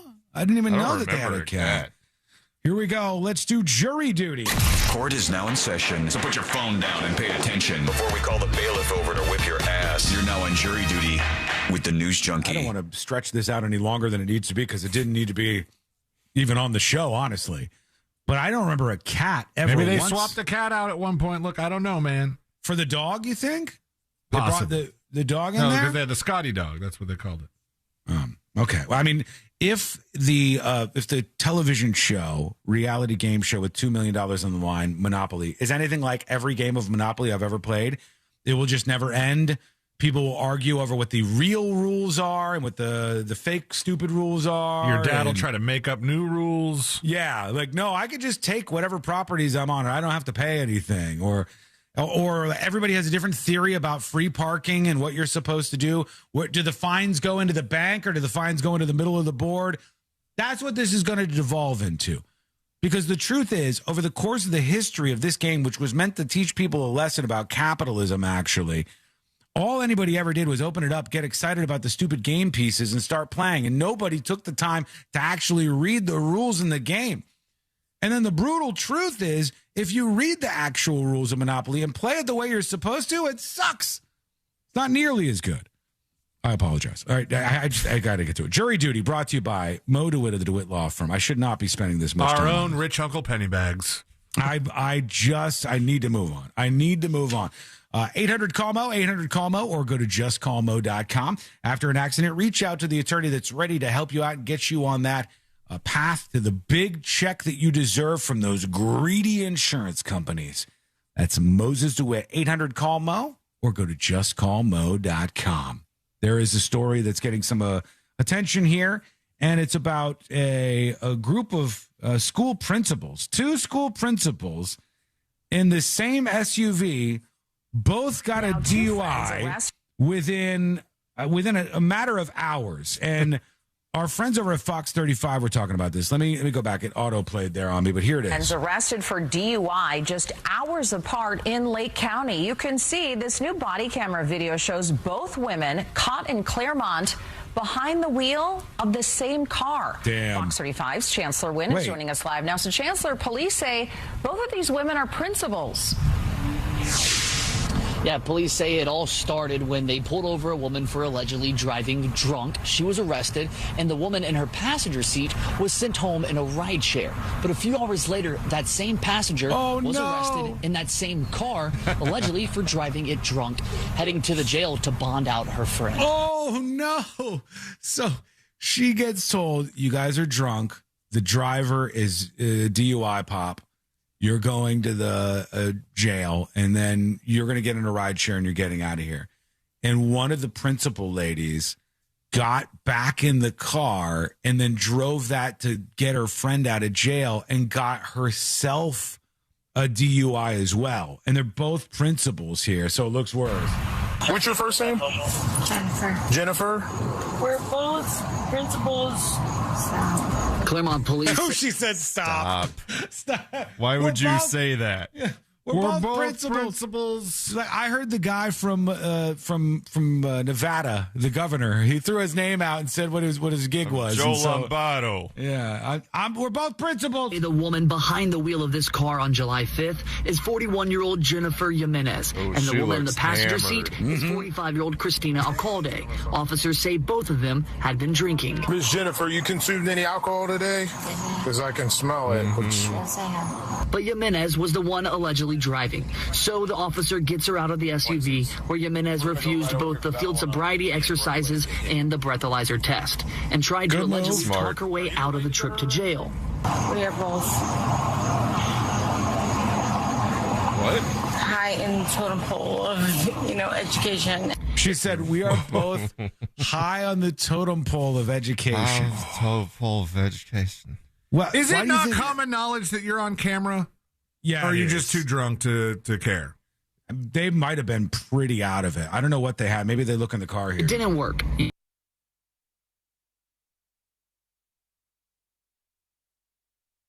3 hours later, Claremont Police pulled over the exact same SUV and found that passenger now behind. Oh, did we just lose Sean? Really drunk when I talked. Oh, did you? We lost you for a split second there. We're good now. Okay, all right. I'm back. Oh, the lady is saying, I'm good now. I'm good. Like, she's been home, so she's good. No, but I'm not. Hours later. I understand. I'm really not. I promise you I'm not.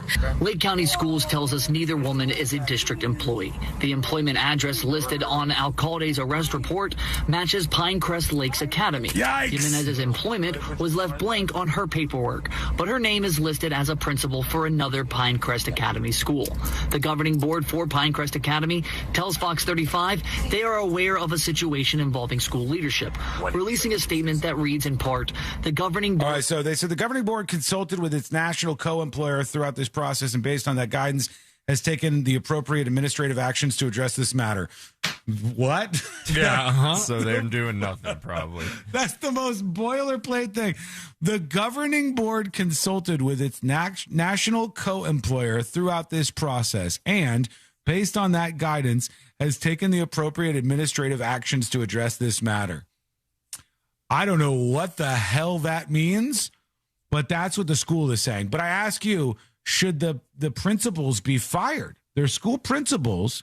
They both got popped for a DUI in the same car within a couple of hours. What do you think should happen to them? Let us know. There's your story in jury duty today. The second most impressive dual DUI I know of.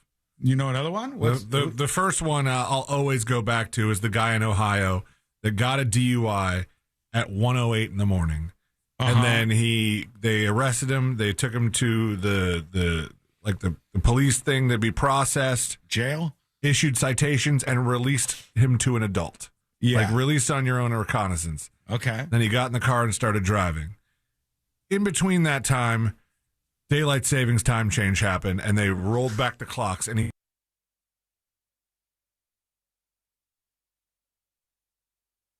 In the way that you think after a plane crash happens to an airline? Yes. There's no way this will happen again. These ladies probably the same. They're like, there's no way. No way anything like that would happen again.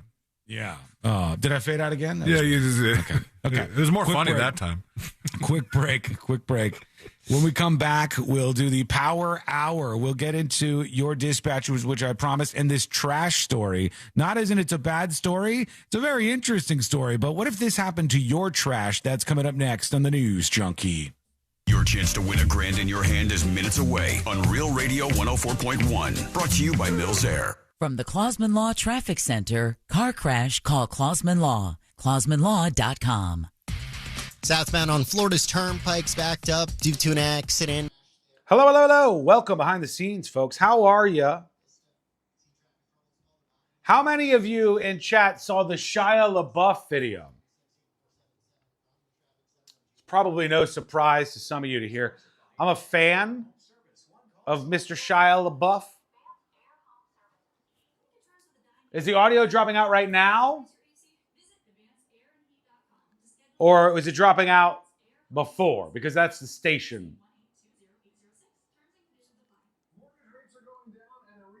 Can you hear me? Y's if you can hear me, N's if you can't hear me. But that's going to be hard to figure out. Y's in chat if you can hear me.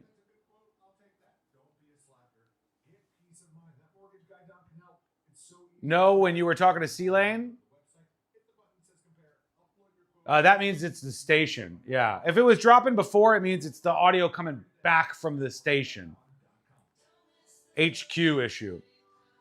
Arnaud says, I saw it. Okay. I like Shia LaBeouf. I think he's an interesting character in a world where all these Hollywood types are so boring to me. They get issued the handbook of the right opinions, and then they follow those opinions. Like, okay, here we go. I think he's an interesting character. He is not a perfect person by any means, but there's a video making the rounds right now of him going up to this woman. And apparently this woman has been stalking him for years. And he's like, you're scaring my father. You're scaring my friends and the people I love. People who care about me are scared. Will you please leave me alone? Will you please stop following me? Uh-oh. It's cutting out. And the audio is cutting out now. Now or not? Benjamin, is the audio cutting out now? Him being bullied by 4chan is a hilarious story. I agree. That's a fantastic story. But the idea that he went up to the stalker in her vehicle, that seems like a bad one. Hello? What if Shia LaBeouf became a fan? What? Oh, if Shia LaBeouf became a fan because he lives in New Orleans? Yeah. That would be great. That'd be cool. I'd like Shia LaBeouf on board. He might listen to talk radio. How you doing? How was it out there? You're sweaty. You're a sweaty Betty.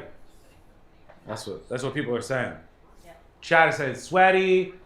Looks like she stinks. There's a lot of talk about that. People also were saying the audio was cutting out, so I don't know if it's cutting out. It was? Yeah. Well, I think that was from the station, though. No. It's just, we can't hear you. Yeah. Okay. Okay. What do you got there? Oh, you got your AirPods? Yeah. Okay. Howdy ho. What? Howdy ho. That's what you say when you see somebody, not when you leave. A la vista. A la vista, baby. You can't drop a line that is a see you later line as a hello line. Right? Are we in agreement on this? You can't say a hello line. You can't say howdy when you leave.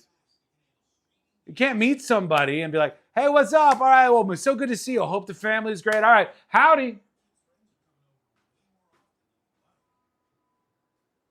That doesn't make any sense. It's better than her screwing up hasta la vista with a la vista. A la vista, baby. Aloha means howdy and see ya. Aloha is different. It works both ways. And you could say aloha and aloha on the way out. But you can't say howdy on the way out. You can't.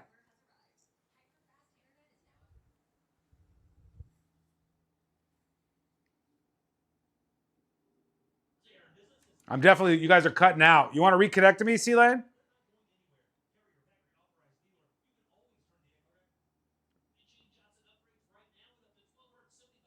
I don't want to ruin the power hour.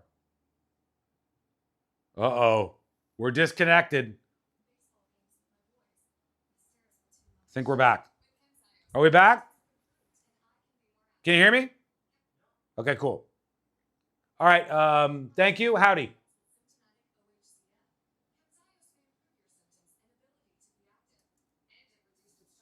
See? He doesn't know what to do with it. I said howdy.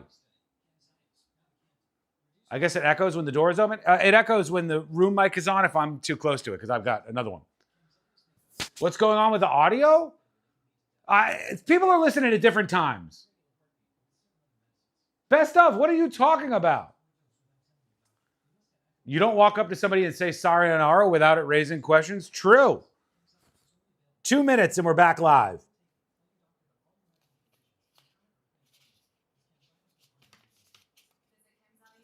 A Canadian woman is in trouble. She slapped a teen over wearing a Trump shirt on a Jersey Shore boardwalk on the 4th of July weekend. She recorded herself confronting a group of 4 girls on the boardwalk. When she became violent, they had patriotic colored sweatpants with Trump and ice on them. She struck one across the face and body, according to the police. Her husband entered the U.S. with a passport in 2024. They've been living here since. And she attacked these people for wearing these Trump shirts, hit the person in the face. Then they find the husband's social media, and the husband on social media is like, I want Trump supporters to all die. Yes, that includes the kids. Yes, that includes the little one. Like, oh my God. Yikes. Talk about being deep into the team sports world. If you've swallowed the pill so hard that now that's where you're at, where you're like, yep, I want the kids to die too. Woo! That's going to get you every time. All right, here we go. We're coming back. Along with other leading experts on the podcast, Here's Something Good on Women's Health and Longevity. To learn more, go to lifemd.com. Go to markspain.com to get a guaranteed offer on your home today and start packing. iHeartRadio FIFA World Cup Update. England faces defending champion Argentina today for a spot in the World Cup final. England coach Thomas Tuchel expecting a tough match. We prepare for the best version of Argentina. We expect and hope and demand the best of ourselves. Kickoff in Atlanta at 3 Eastern. The winner will meet Spain in Sunday's final. Download the iHeartRadio app for live Fox coverage of every game. Broadcasting live from the JustCallMo.com studios. Need help after an accident? Just call Mo. Learn more at JustCallMo.com or call 1-800-CALL-MO. This is WTKS-FM HD1 Cocoa Beach, Orlando. An iHeartRadio station guaranteed human. Real Radio has your chance to win $1,000. Just enter this nationwide keyword on our website. Dollar. DOLLAR. Dollar. Enter it now at realradio.fm and answer your phone if you get the call. Good luck.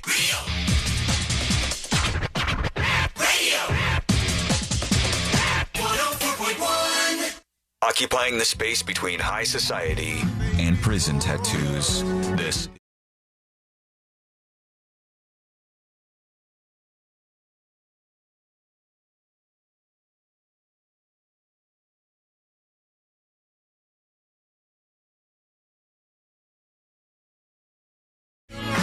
There you are, friend. Coming along for the ride. Forget the same 3 songs over and over. You're in a good spot. Hang out with us in the world's most viral newsroom. Details at thenewsjunkie.com. Dispatches and emails on deck. Also, the Power Hour on deck. Very quickly before we launch the Power Hour, though, shouts out to KTLA reporter Rachel Menitoff, who I guess just did a report where she had a bit of a surprise visitor during it and kept her cool professionally in a way that I never, ever, ever, ever would have done. I'm just going to say that ahead of time. I'll put this up for you on See It Now. I still got to put the fire train thing up from the beginning of the show, but I will, I promise, after the show. And I'll also put this up as well. Here's this woman from KTL5 in California. You're going to see, if you're watching on YouTube and Twitch, pretty quickly what is interrupting her shot. There she goes. And it's a lot more comfortable at this hour, but we're still in the 80s here in the valley. Okay. It's not just a roach, folks. It is a Mongo roach. This sucker's every bit of 3 inches long or something. The roach that is crawling on this reporter. And she's just 3 inches chilling. a little much, but that's a pretty huge roach. It's big, right? It's a pretty big roach. I don't know exactly how big it is, but In the valley, so overnight temperatures not necessarily dropping. Back down her shirt Leads to less recovery time. Oh, it's on the from microphone. daytime heat and she didn't even recognize. I have to hand it to her. She was my gosh. really calm doing I it. don't know if she knew that was there at that point. So those fly? Yeah, they do fly. That's like a Yeah. flying cockroach. Oh, Like my a palmetto God. bug. Oh, okay. All right. I'm going to put that up on See It Now That's in still just hit. a moment here. With the roach on her and everything? Nah, just swat that thing The off. roach has to sit in the chair in the corner. I'm telling you, without a shadow of a doubt, if a roach ran across me during the show like that, I would absolutely lose it. It would not go well for me. Okay, I'll put this up as we're doing this part of the show because it's time. Let's do the Power Hour. They said it couldn't be done. Then they said, Squeeze ass. it's time for the Power Hour on the News Junkie. Nice. Quick turnaround, too. All right. Let me just make sure this is up because I feel so bad for not posting stuff if I say I'm going to. There it is. The reporter. Squeeze ass. The reporter. That makes sense if you're just tuning into the show. That's based on previous things that happened. So it makes perfect sense in context. Squeeze ass. Also, I tried to say that I was trying to say it as like a compliment because the woman was like, why would they give me, a 70-something-year-old woman, a license plate for my car that says I think they look at your squeeze picture, ass? lady. She said, I'm an old person in an assisted living facility. Why would you give me a squeeze ass? And I was trying to say every woman could be a squeeze ass. But then I realized the further Squeeze ass. the further I thought in my head I was going to say young women, from Stop. little girls to Stop. old ladies. I'm like, No. no, you Stop. can't. Like, I can't. So I had to back out of that. But I meant it as a positive thing in case you go back to that segment. Just want everybody to know about that. Mm-hmm. All right. Your trash is something we often don't think too much about. We just throw it outside. There's few people who follow the rules anymore. Courtney follows the rules from 1985, which is hilarious to me. Just one of the most hilarious things. Which rule? What old rule do you think is she shouldn't be following? Celine, she still cuts the things on like a 6-pack of soda. I do that too. You do that too, Same. still? Yeah.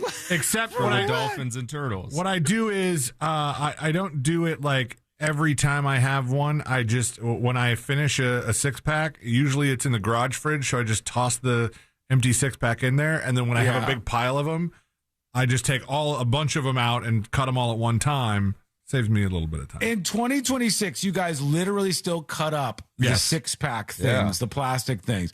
Courtney does it too. And I go, what are you doing? And she goes, I don't know, animals or something? Just something. Exactly. And I said, people have been hoodwinked by so much of this recycling propaganda over the years. I don't want to be the naysayer, but the truth is half the stuff you put in your recycle bin, more than that actually, never gets recycled. It gets sold off to other countries or it just gets turned into trash and they put it right where the trash goes. Recycling is kind of, not all the way, but kind of a scam. It's kind of a scam, the whole world of recycling. And half the stuff you put in there isn't recyclable anyways. You're getting your pizza box and you're recycle it. You're arguing over two different things here. What? Well, you don't recycle the 6-pack holder. Well, I'm saying that these are all habits that people get into, and a lot of it's habit driven. So when you put your stuff, like when you put a pizza box after you order pizza, do you put it in the recycle bin? I typically don't because it has food waste on it. Right. It's got grease and it's got food, and like I guess you can't really recycle. You're not supposed to. But if you have a bottle of water, you put that into the recycle bin, right? Yes. Okay, I'm loose on what you're supposed to and not supposed to do. I'm also constantly fishing corks out of my recycle bin because my wife thinks that when she's done with a bottle of wine that the whole thing is recyclable. And I don't think cork is recyclable. Well, in this case, you better know what's recyclable, C-Lane, because they're sending the folks out to bash kneecaps. In Sacramento, California, enter the garbage cops. The garbage and recycling cops are checking your cans. Trash boys, what you gonna do? That's what's happening. The trash boys are on the case. They are on the case. Here's what's going on. Before you roll out your bins, just know your garbage, mixed recycling, and organic waste containers could be inspected.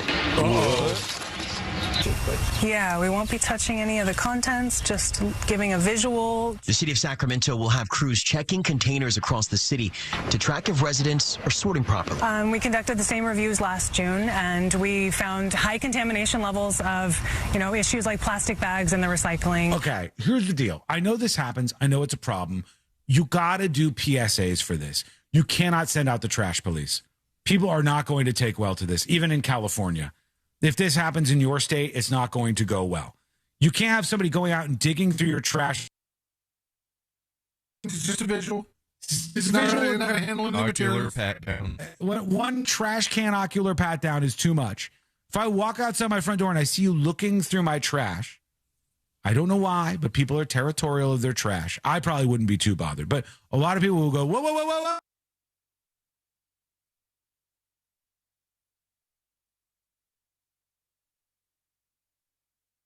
Audit once every 2 years, you get a note with a grade on how you did.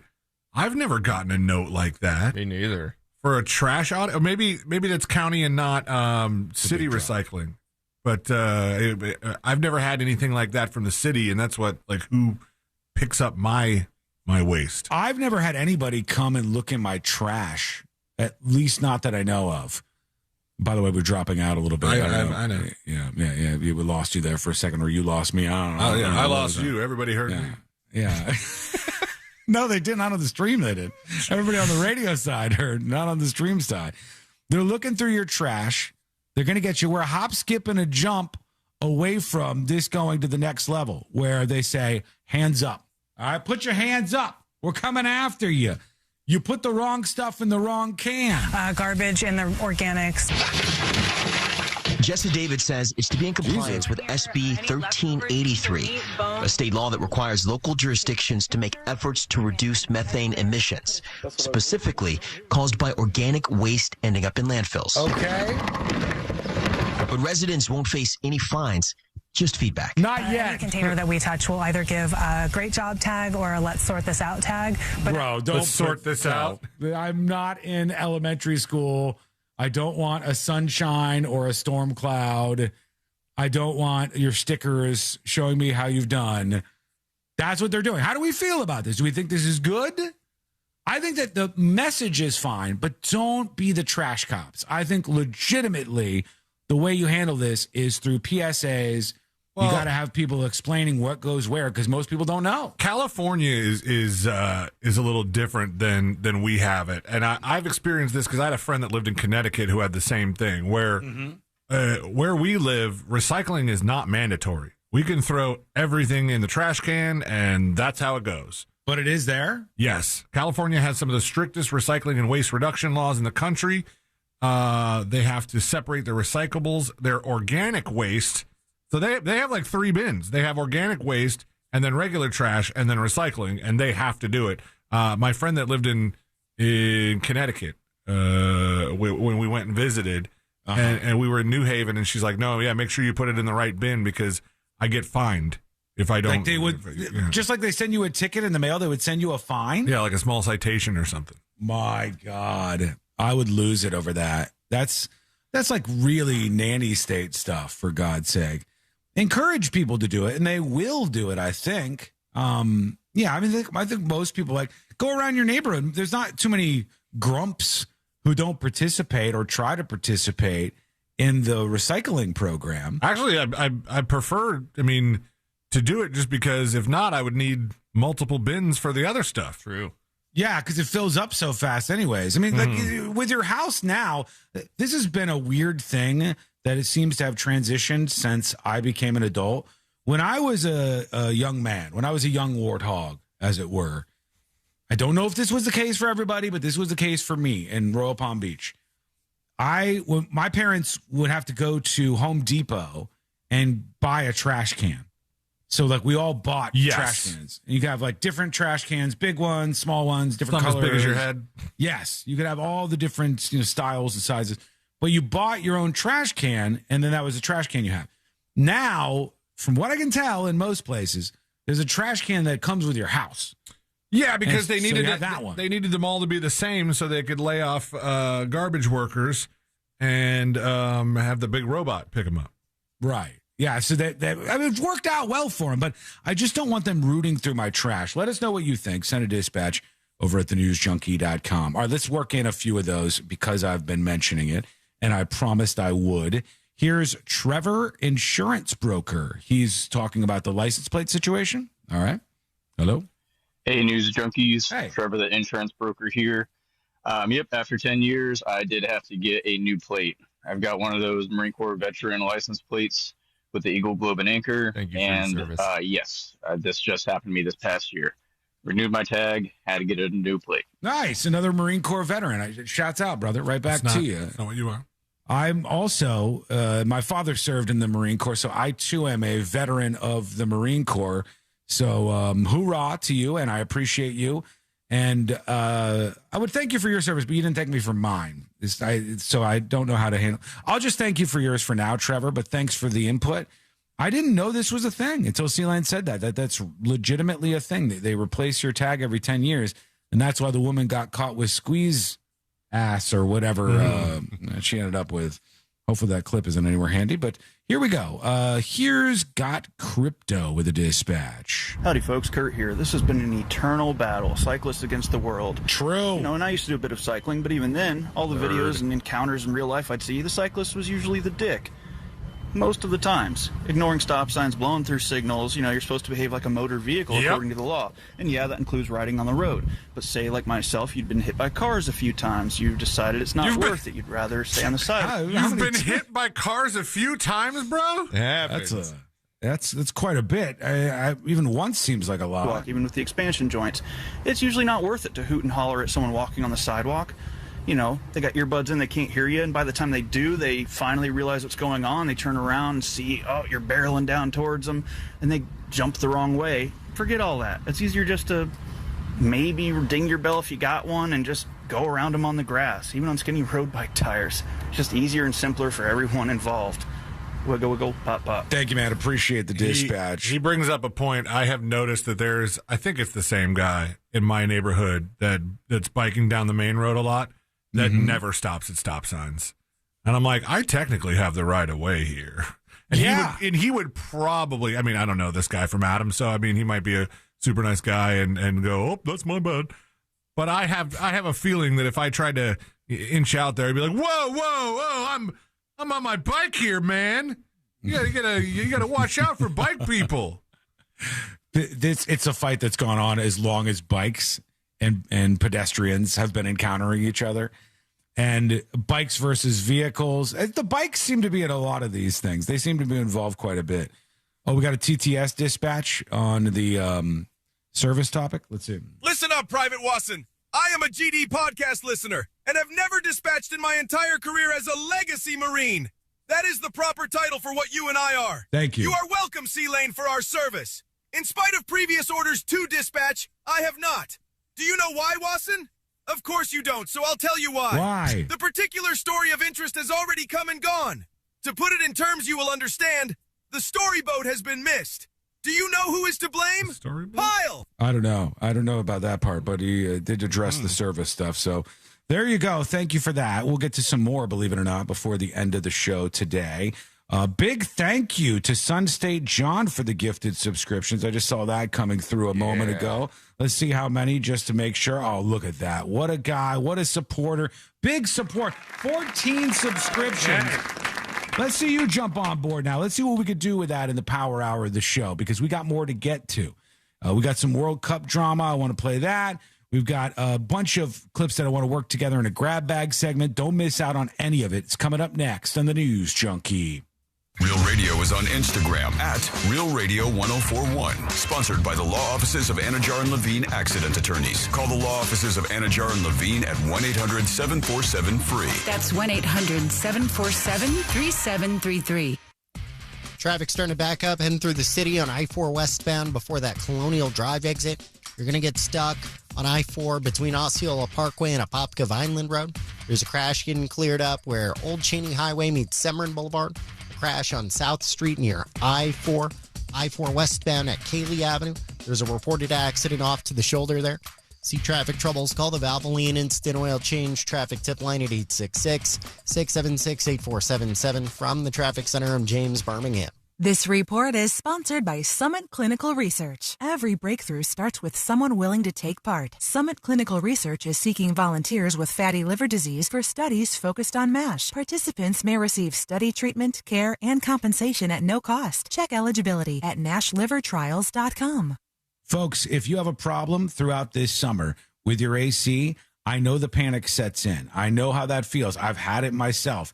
But it feels good to acknowledge that there is a company out there that's not just locally owned and operated, which is awesome. They're not just family owned and operated, which is even better, but they're honest. And I like supporting companies that are actually honest in 2026. I think it's strange that we have so few of them. But when you look at all the air conditioning companies out there, honestly, a lot of them are going to try to take advantage of you. They're going to try to overcharge you.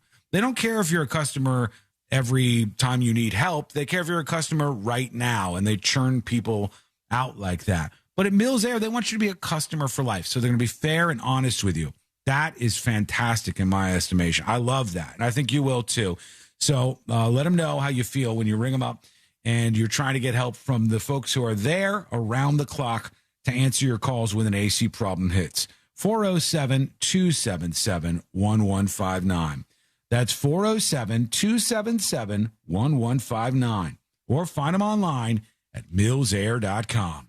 This earful of real radio is brought to you by JustCallMo.com. Injured on the go? JustCallMo.com. Our iHeartRadio Music Festival, presented by Capital One, is coming back to Las Vegas. September 18th and 19th at T-Mobile Arena. Streaming live on Disney Plus and Hulu. A weekend full of superstar performances.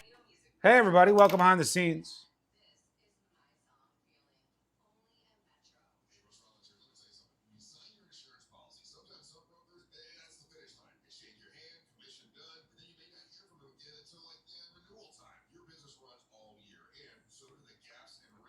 Excuse me, I'm sorry. Don't mean to be making so many noises today. Folks, if you're over on YouTube right now, would you mind, would it be too big of a deal? Could you just hit that like button on the stream? I'd support you doing that if you would. Go over to the YouTube channel, hit that like button if you don't mind.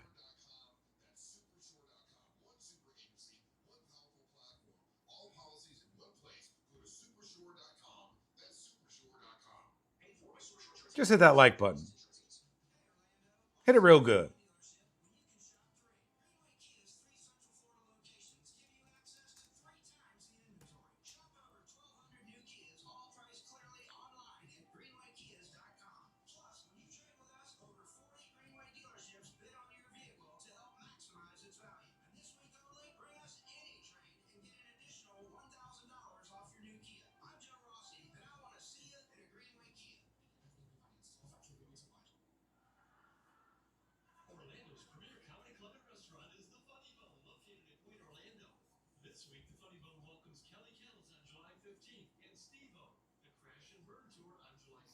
Steve-O.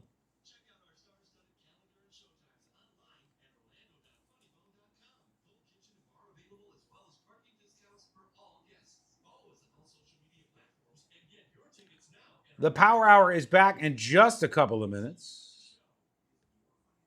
Just trying to get geared up, if you don't mind, for Today I Learned. That's the final segment of the day. Yesterday we ended with Muse Uprising.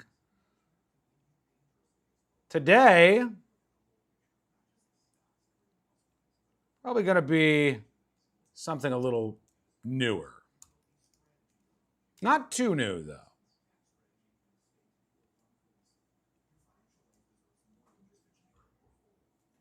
Let me just grab this, and then I'll get them queued up in the next segment. Have you been wondering what is President Biden up to? Has anybody been wondering that? What is President Biden up to? He's not in the White House anymore. That debate didn't go very well. Then we heard he had cancer. And now what? What's going on? Well, we know. We know now. And he's working on a book. I guess the book is going to come out after the midterm elections. Anybody going to read Biden's book? I never understand these books, like a Michelle Obama book comes out, or like a Liz Cheney book comes out. And I'm like, who is reading these? Who is reading these? Is just Biden his time? True. Biden and Mitch are hanging out? Well, that'd be big if true. 90 seconds and we're back. Yeah, I mean, the crazy thing is these politicians is such a scam. They get paid millions of dollars to write books. The books then go out and they sell a bit in the first week or two, but usually it's like political organizations buying the books and then giving them to other people so that the book hits number 1 on the New York Times bestseller list. Often it gets a little mark by it because it's not actually people buying the books. I don't know who really cares enough to listen to or read this stuff. Somebody, maybe you. Maybe you. Oh, thank you, Fed. Appreciate that, Fed Up.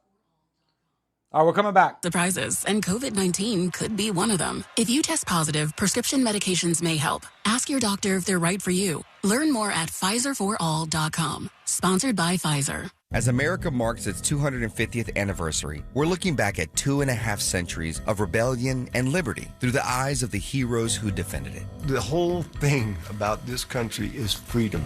If we're not careful, we could lose that. On Medal of Honor, Stories of Courage, we bring you the defining moments of valor that went above and beyond the call of duty. Listen to Medal of Honor on America's #1 podcast network, iHeart. Follow Medal of Honor and start listening on the free iHeartRadio app today. Real Radio has your chance to win $1,000. Just enter this nationwide keyword on our website, dollar, DOLLAR, dollar. Enter it now at realradio.fm and answer your phone if you get the call. Good luck.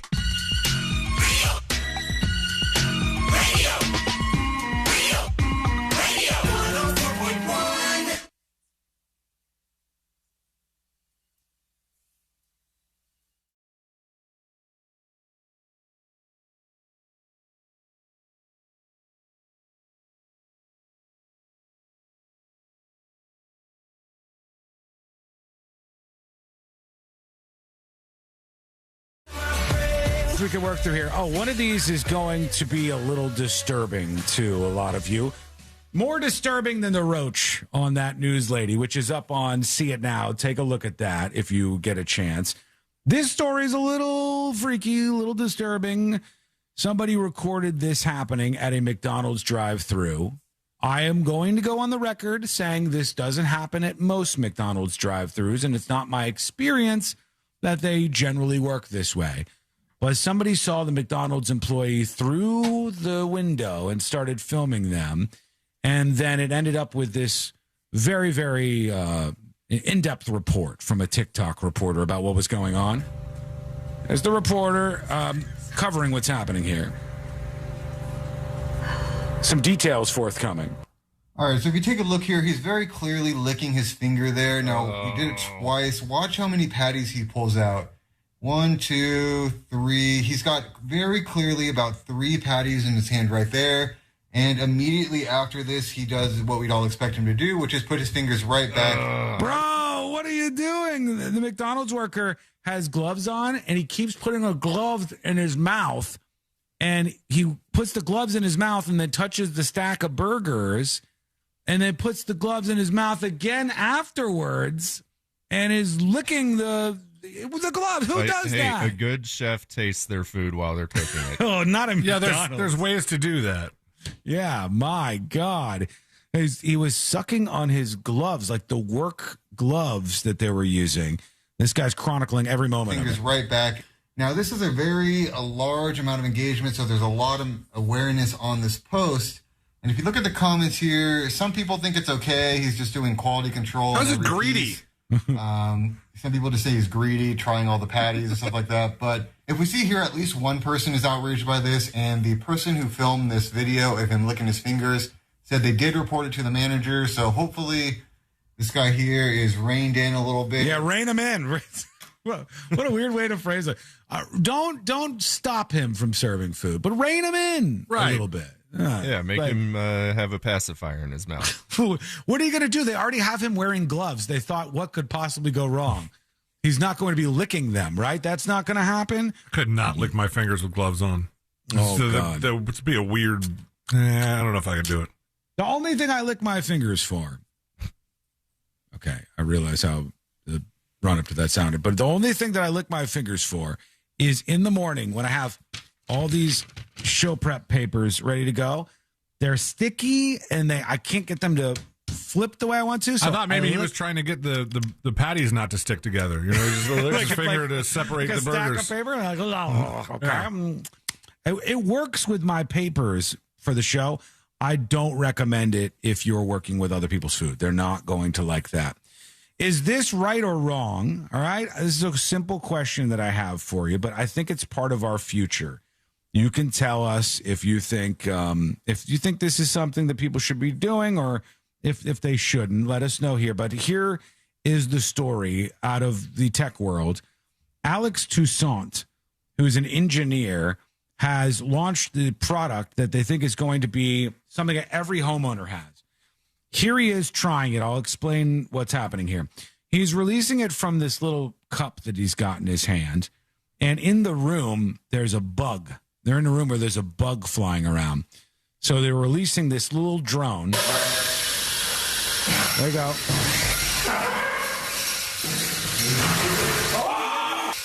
The drone finds the bug, tracks it down, and kills it like it's in a dogfight. And the idea that this company has, fun. The company is saying that we are going to put this out there at some point in time. It's called Tornial. Sure. It's a micro drone right here. They're showing it. They're showing it just blasting mosquitoes. This guy. Now you got my attention. It says no more mosquitoes. Autonomous drone protection for your home. Silent, safe, and chemical free. You don't have to worry about all the chemicals, all the stuff that people are spraying and things. Would you try this out? Yes or no, folks? Let us know. The little drone floats around, and then if it encounters a mosquito anywhere around you, it kills the mosquito. It attacks it and kills it. This seems like a problem solver that has a very narrow audience, because you have to live in a place that has mosquitoes. That's kind of easier. You could find mosquitoes around. Are they only doing mosquitoes, or are they doing other bugs too? Mosquitoes is what they're pitching it as, because that, I think, it's good for a lot of buyers. But you also have to be in a situation where you have no other things that a drone would annoy. So, if you have dogs, there's a good chance that this drone is going to create more of a problem. If you have small children, the drone will create more of a problem. Could hurt them. Huh? It could hurt them. Yeah. But, or the dog could jump up and just, snap that drone right out of the air, and it hurts the dog, or it kills your drone, which probably, if your drone's trained in air mosquito combat, which this is, it's probably not the cheapest drone there is. I'll buy one. Somebody says, stop this nonsense. Is somebody else? Nah, I want less drones. Make them for spiders, and I'm down. I want to know how don't do that for spiders, man. That's where the curse happens. Yeah, it's true. Got one in the studio. I want to know how the drone kills the mosquito. If it if it has something connected to it that performs the task, or is it as simple as just saying, "Hey, I've got 4 very fast spinning blades on me. Let me just use one of these." It looks like it just chops them. Yeah. I think it runs through it with the blades on the drone that you already have. That's a hilarious way of using your mini drone. Bro, are you kidding me? See?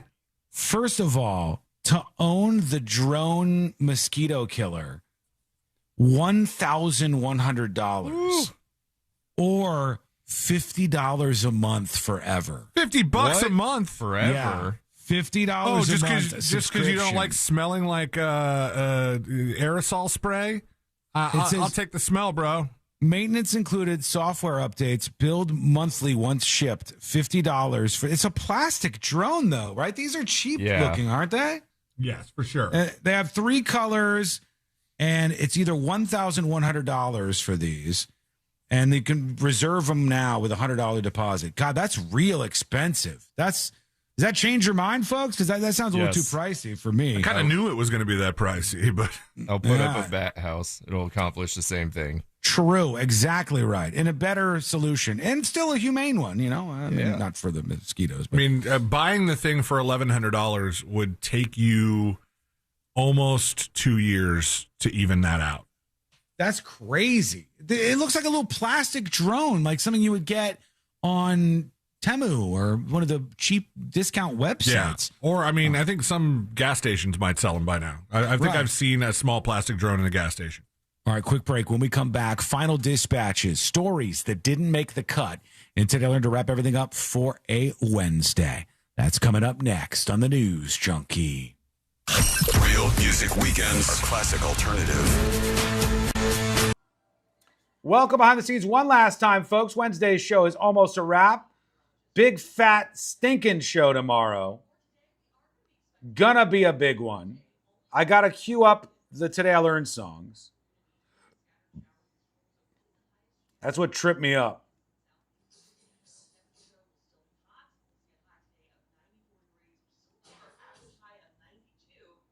Let me get a little fade in on that MJ. Okay. Okay.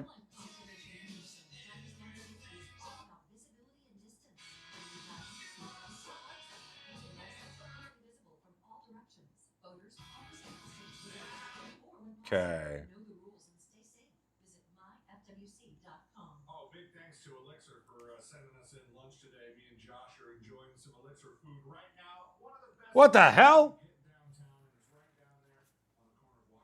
Getting Elixir back at the studio. Shouts out to Elixir for bringing food for Josh and C-Lane back at HQ. Folks, now is the time. Hit that like button over on the stream to show your support. I appreciate you. If you appreciate me in any way, even just a little weeny tiny bit,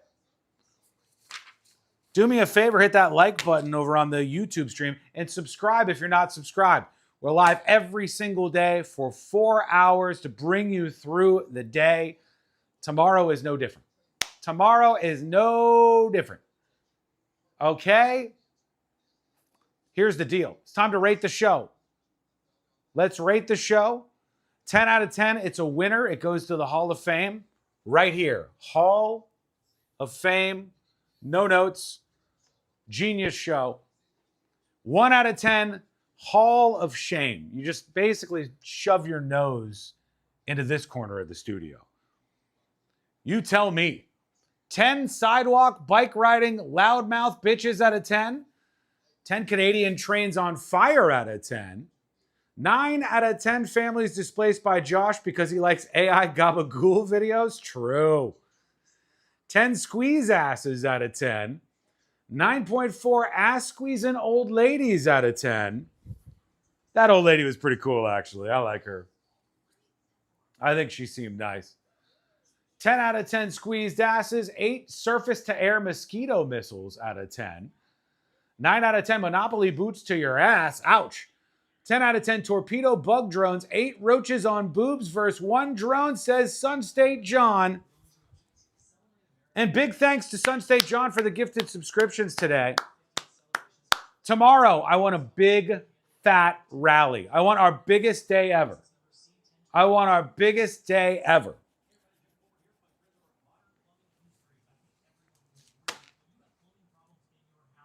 I want the biggest day of subscriptions ever. We are almost to a record for Secret Shows subscriptions. Yes, that's right. Secret Shows subscriptions peaked at the very beginning when they were launched. It was an explosive moment. People came on board to subscribe. It was audio only at the time. And then I basically ignored the world of Secret Shows for many internal drama reasons over the course of 5 or 6 years before finally being able to lean in and support what I think is an awesome product and make it a lot easier for you to support us on the show. And now the numbers have been up. They have been spiking. We're almost at a record. Help us hit a record tomorrow. Tomorrow on the show. I want to see it happen. And it requires you subscribing or you gifting subscriptions. I appreciate every single one of you. I love you. And I wish you the best. Right now, I'm going to go get Today I Learned. Tell me if my microphone cuts out. Okay, I'm through the building, past the Waffle House, headed in here. The Waffle House printer. We'll find Today I Learned. Doug over there. And I'm back. Thank you. Waffle House folks are nice. They are nice people. 1 minute. We're coming back. Thank you all for your support. Tomorrow, big day. I want you to be there with bells on. All right? Oh, add them to the list? I will. Hang on, Sun State John. Stand by. Boom! There we go. Sun State John, thank you so much for the subscriptions.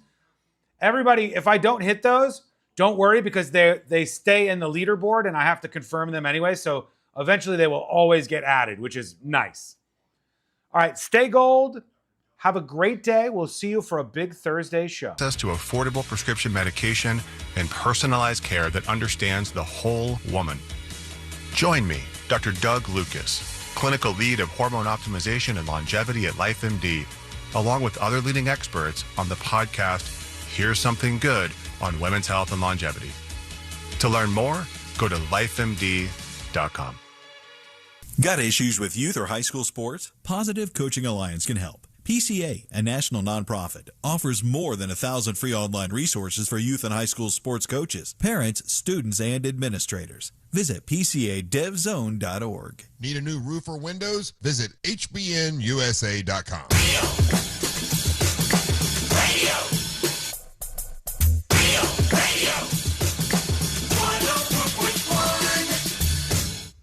On a constant quest to stay calm, like that bear in the hammock.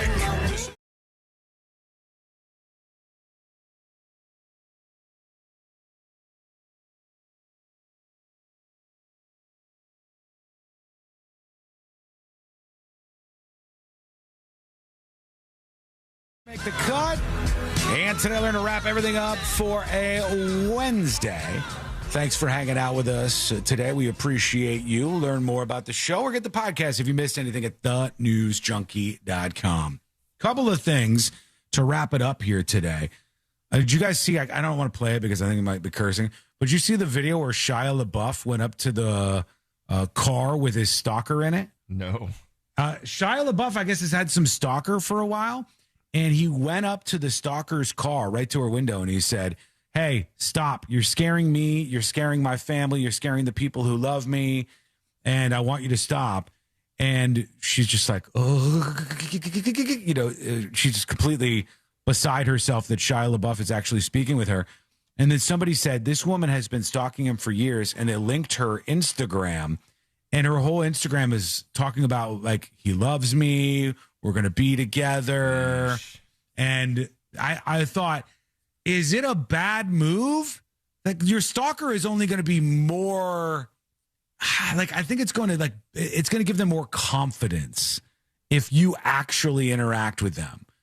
I know the cops would say, don't do this, right? Like the cops would be like, do not feed into this person's delusions. But he went out there and he was like talking to this woman in her car. And I imagine that they would not be thrilled about him doing that. But exposure therapy, I don't know if that works. You can play this. He doesn't curse. Can I? Okay. Yeah. Let me see. I'll have to bring this cool, up. Man. You're scaring me and my family, man. There's a community note on it that says the woman recording is schizophrenic. Schizophrenic. Okay. I'm schizophrenic. Schizophrenic and believes she is married to actor Shia LaBeouf. Seen in the video, she needs serious help. I think so. Usually, when you hear a stalker, it's guy on girl, right? It's Taylor Swift, Ariana Grande. A lot of these some pop female singers, pop stars have had stalkers and have had to take legal trouble.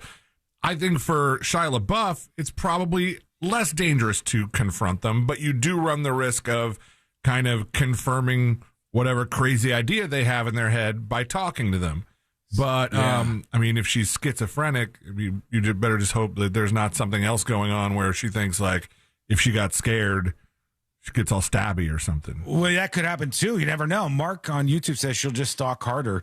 Here's the audio. You say I can play this? Yeah. All right. God bless you. Leave me alone. Leave me alone. Hi. How are you? Hey, you're scaring my dad. You're scaring my people. You hear me? Scaring my people. You hear what I'm saying? Cool Civil War beard. Leave me alone. That's as much as I watch, so I'd stop it. Yeah, okay. So she's in the car. What's funny is she's been trying to get his attention for all these years, and she's like, oh, my God. He really does love me. He's at my window of my car right now. It's the LaBeoufster. He might hear us over in New Orleans. Shouts out to our friend Shia LaBeouf out there. What a character. Enjoy your movies. Yes, he does have some good ones. Holes, right? Holes, Is that your banger. What's your favorite Shia LaBeouf movie? Is it Holes? Transformers 1. Transformers 1. Yeah. Classic. Where we were Absolute introduced classic. to Megan Fox for the first time. Yeah, was that the one where she puts the hood of the car up and she's like, oh my, I don't know if I'll be able to fix this out here all sexy like. Yeah. Damn you, Josh.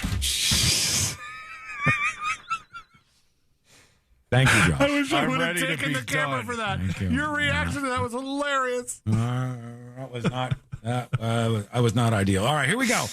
Let's get the hell out of here.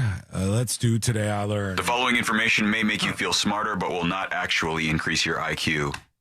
So don't get cocky.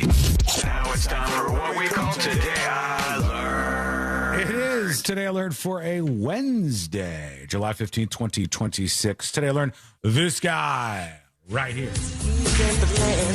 Michael Jackson. That's right, Michael Jackson, indeed. His high-pitched voice was not his natural voice. His natural voice was much deeper than the one he presented in public, which would have been hilarious to hear. If you were ever hanging out with Michael Jackson and he did something like, Michael Jackson, that very high-pitched voice, and for real, he was like, oh, if he had a nice deep voice on there. I think there is like video of him using his not so Michael Jackson voice. I think somewhere. Really? The only thing is, I think he says the N-word in it. Oh, shut up! I think it was like there was some video on YouTube that was like Michael Jackson caught on tape using the N-word. There's no way. Right, we can get into this tomorrow. We gotta go, man. Yeah, I'm sorry. Can't spend our last minute on Michael Jackson saying the N-word. If we were gonna, though. Today I learned this band right here. Foo Fighters. That's right, the Foo Fighters.